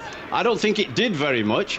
I just think he got his feet tangled, which he has done many a time, and he plays that way, and he's got away with it. He's had a decent test career so far. He averages 40-odd, and he'll probably carry on because he's got a lot of good qualities, concentration, determination. Yeah, he's a good young player, but technically that's pretty poor, and he's done it all his career. When I was saying Alim Dar gave him out very quickly, I wasn't meaning that it wasn't out, in case anyone thought that. I was meaning that having given nothing out in the match, the fact he gave it out so quickly must have meant that it was plum. Absolutely plum. And here's Johnson now bowling the new batsman Ravi Bopara. He comes in, he bowls, and Bopara's off the mark, twiddling this one away wristily to the right there of Siddle at mid-on, and he gets a single. So that'll make him feel easier. I think all batsmen like to see that figure of naught disappear against their name. 14 for 1 then England. They trail by 239 runs in this first innings, and that was a grievous blow, undoubtedly. The first, it's got to be taken in stages, this, and the first stage was to get through until the tea interval without loss, and that they have failed to do. And now it is Strauss who's down in strike. We've got a short extra cover, 2 slips of gully and a forward short leg, and here comes Johnson, bowls to Strauss. Strauss goes up on his toes, plays that into the mid-on gap, and they take a single. And it is Siddle going across from mid-off to mid-on, who fields a nice measured single to Strauss. He goes to 6, and it's now 15 for 1. Cook out in the last over, LBW to Johnson. That last delivery of Johnson, 91 miles per hour. So, I mean, he's sharpish. And 2 slips, a gully, a backward point and a square cover, and also a man at 45 degrees behind square on the leg side, a backward short leg. Johnson bowls, and Bopara goes back, plays down there to mid-off, and it is the end of an eventful over, an over that saw the fall of Cook's wicket, and England, as I say, starting their second innings 239 runs behind, are 15 for 1. Strauss has 6, and Bopara just the single. Well, I was just thinking that Mitchell Johnson hasn't bowled particularly well in the match. He's got 4 wickets so far. So when he does bowl well, he might get a bucketful. Well, indeed. But, I mean, he did rather soften him up, didn't he, by bowling those one wide of the stumps, then came in with a good one that was very straight. And it's Hilfenhaus coming in now to bowl to Strauss. Strauss is forward. Much better. And just plays it back down. That was the example. There was no question of playing round the front leg then. That was it was a better ball, and it was a good-looking forward defensive stroke. It's a bit dark out there, Henry. I see the floodlights have come on. I thought it was getting dark. Well, yes, indeed, the clouds are gathering, and whether the rain is gathering, we'll have to wait and see. Hilfenhaus is in. He bowls outside the off stump. One goes much further away from the left-hander after pitching, and Haddin goes on a sort of ballerina's dance away to his left in front of the slips to take the ball. The floodlights are on. They're not Australian floodlights by any means, but they certainly lend their contribution, although ironically when they came on last night to enable play to continue, they were partly responsible, I think, for them going off for bad light. It was all very perplexing. Anyway, Hilfenhaus is in. He's there now. He bowls Strauss. It's overpitched, and Strauss plays that way around to deep backward square leg, and it's Johnson coming in to field, and no ball is called, and well, Strauss was fetching out for a long way across on the offside, wasn't he? He didn't hit it. It swung. Pitched up and swung. It was no ball, but he didn't hit it. It was a leg by. It might have been going down because it swung a bit. I'm not totally sure, but it doesn't matter if it's a no ball. You just got to get it up there, the Aussie bowlers. Get it up there. If you're going to bowl a short one, make it a surprise one, and really hit the batsman. Make him take evasive action, do something. But they'll be pleased that they got an early wicket, but not only do they get one, but they got Bopara in, and you couldn't honestly say that he looked secure first innings. No, you certainly couldn't. No. I mean, he got 35 runs. He played some good shots at the end, but the way he lunged onto the front foot all the time they're going to bounce him, aren't they? Hilfenhaus it is, into Bopara. And Bopara sits on path. There's a appeal for LBW. Oh, my goodness. He's LBW. And umpire Dotro slowly raises his left hand. And England have now lost their second wicket, 17 for 2. Bopara has gone LBW to Hilfenhaus for 1. And this really is disaster for England. Well, I thought it was straight. It's whether he nicked it or whether it was too high, but he certainly played a horrible shot across the line. Might have been height was a problem. Right at the top of the pad, it pitches on. It goes, like an outswinger. I mean, it's knocking middle and off out. Is it slightly high? I'm not sure. It's one of those. Whether you believe Hawkeye or not, it's now beginning to say that it might have been going over the top. But remember, the umpire doesn't get a look about it. He gets one look at pace. It certainly was a poor shot. A bowler's pitching on like that, middle-ish, hitting middle and off, and he's working it somehow to, mid-wicket, squarish mid-wicket. The bat came right across. I mean, at this stage of the game, with a bit of movement, a little bit of outswing, you've got to play dead straight, haven't you? And I know he might go in and think, well, he's a bit unlucky for height, but it was a poor shot. Yes, indeed it was. It didn't obey any of the rules of batsmanship, and particularly at this stage with the tea interval just coming up, it actually was a shot that spoke more than anything of nerves. Yeah, it did, Henry. Now, I'd put it this way, if he'd have been batting against that red bus, he'd have got out. He would have got out. In no chance. And the red bus would have knocked him down. It would, wouldn't it? I know. The only difference was I was not looking at the bus, but over my shoulder. I'm not sure he was. He was looking to mid-wicket where he was playing. Instead of getting the maker's name behind the ball, the full face of the bat.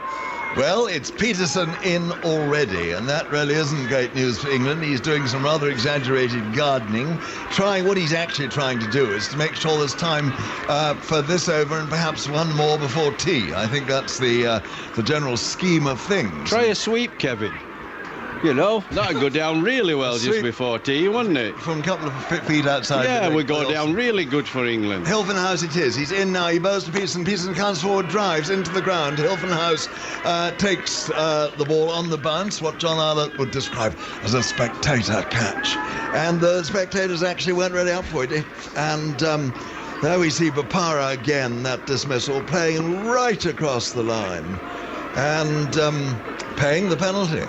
And I know Hawkeye said it was probably an inch over the top, but the umpire can only see it once, and I don't think it was a bad decision.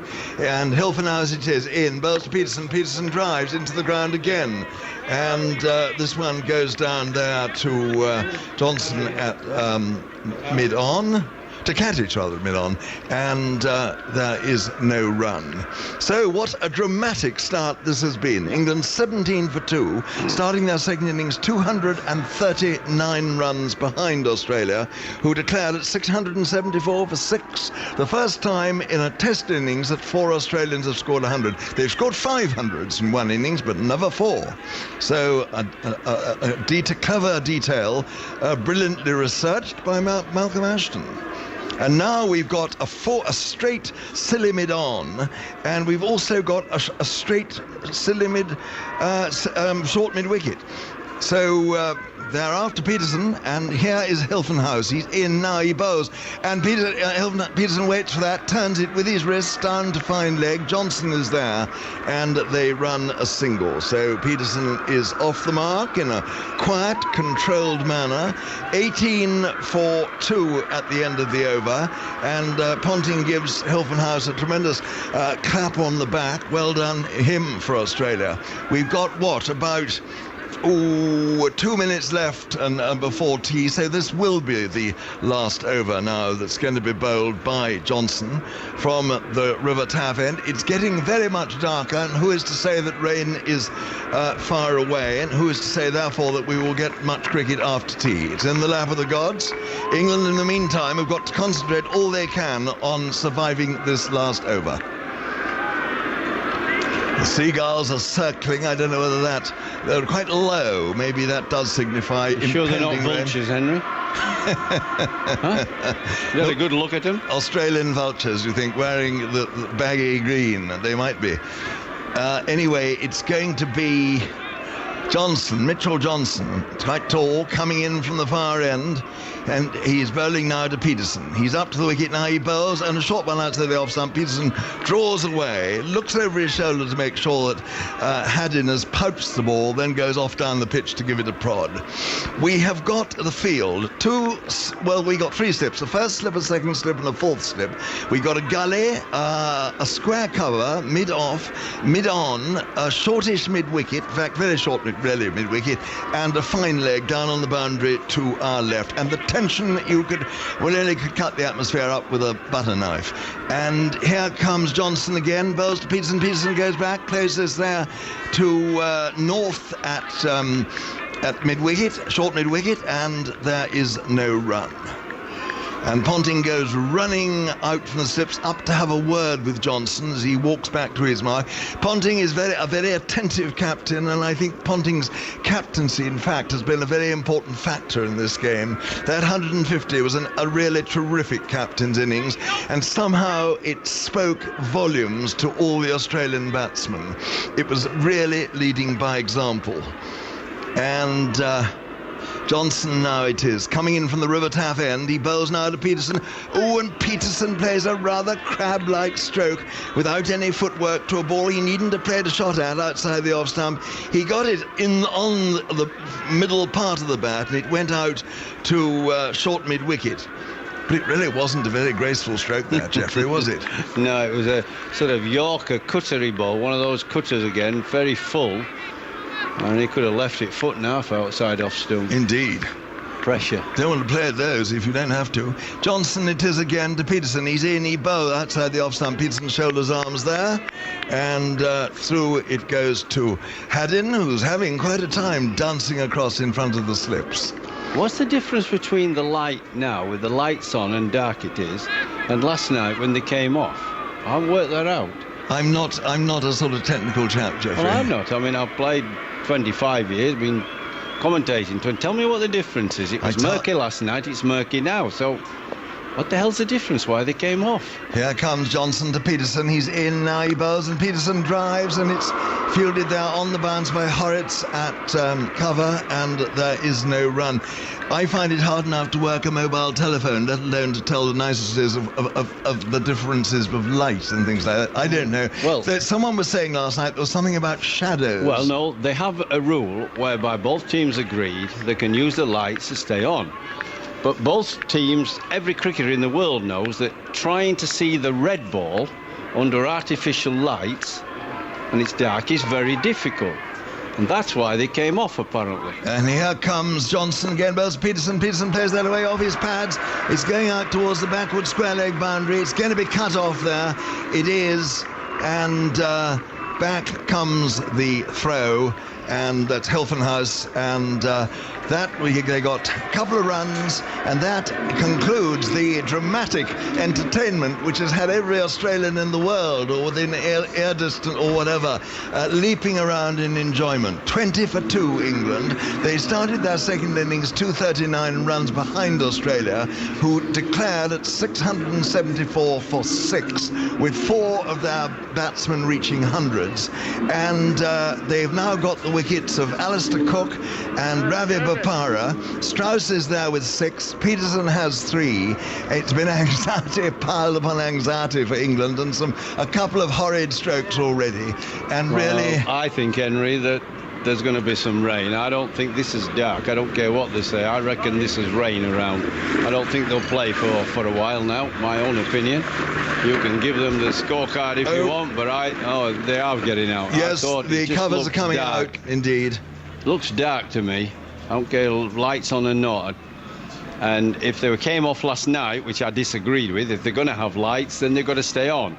And if it is difficult to see, then they shouldn't allow them to stay on with there's got to be some balance and fairness about it. And I don't see any difference now to last night. I really don't. In terms of the light and the artificial floodlights on, I think it's just about the same. I agree with you entirely. I think, yeah. Now, we got a moment or two. They've gone into tea. I'm going to give you the scorecard of the whole of the Australian innings. England, you remember, all out for 4:35 by the lunchtime on the second day. I'll go through the whole Australian innings. Hughes caught Pryor, bowled Flintoff 36. Katich, LBW Anderson 122. Ponting bowled Panesar 150. Hussey caught Pryor, bowled Anderson 3. Clarke caught Pryor, bowled Broad 83. North not out 125. Haddin, the only wicket to fall today, caught Bopara, a fine catch not far from the boundary at deep mid-wicket, off Collingwood for 121. There were 34 extras, and Australia 674 for 6 declared, 239 ahead. Anderson, the bowling, 32 overs, 6 maidens, 2 for 110. Broad, 32 overs, 6 maidens, 1 for 129. Swann, 38 overs, 8 maidens, none for 131. Flintoff, 35 overs, 3 maidens, 1 for 128. Panesar, 35 overs, 4 maidens, 1 for 115. And Collingwood, 9 overs, no maidens, 1 for 38. And if Malcolm will just give me the scorecard of the England innings. No, the scorecard of the England innings, if I could, I think. Lovely. Let me just give it to you. Strauss is there, not out 6. It's pouring with rain now. It's sweeping across the ground. Cook, LBW, Bell Johnson 6. Bopara, LBW, Hilfenhaus 1. And Kevin Pietersen not out 3. And England most unhappily placed at 20 for 2. So that brings you statistically up to date.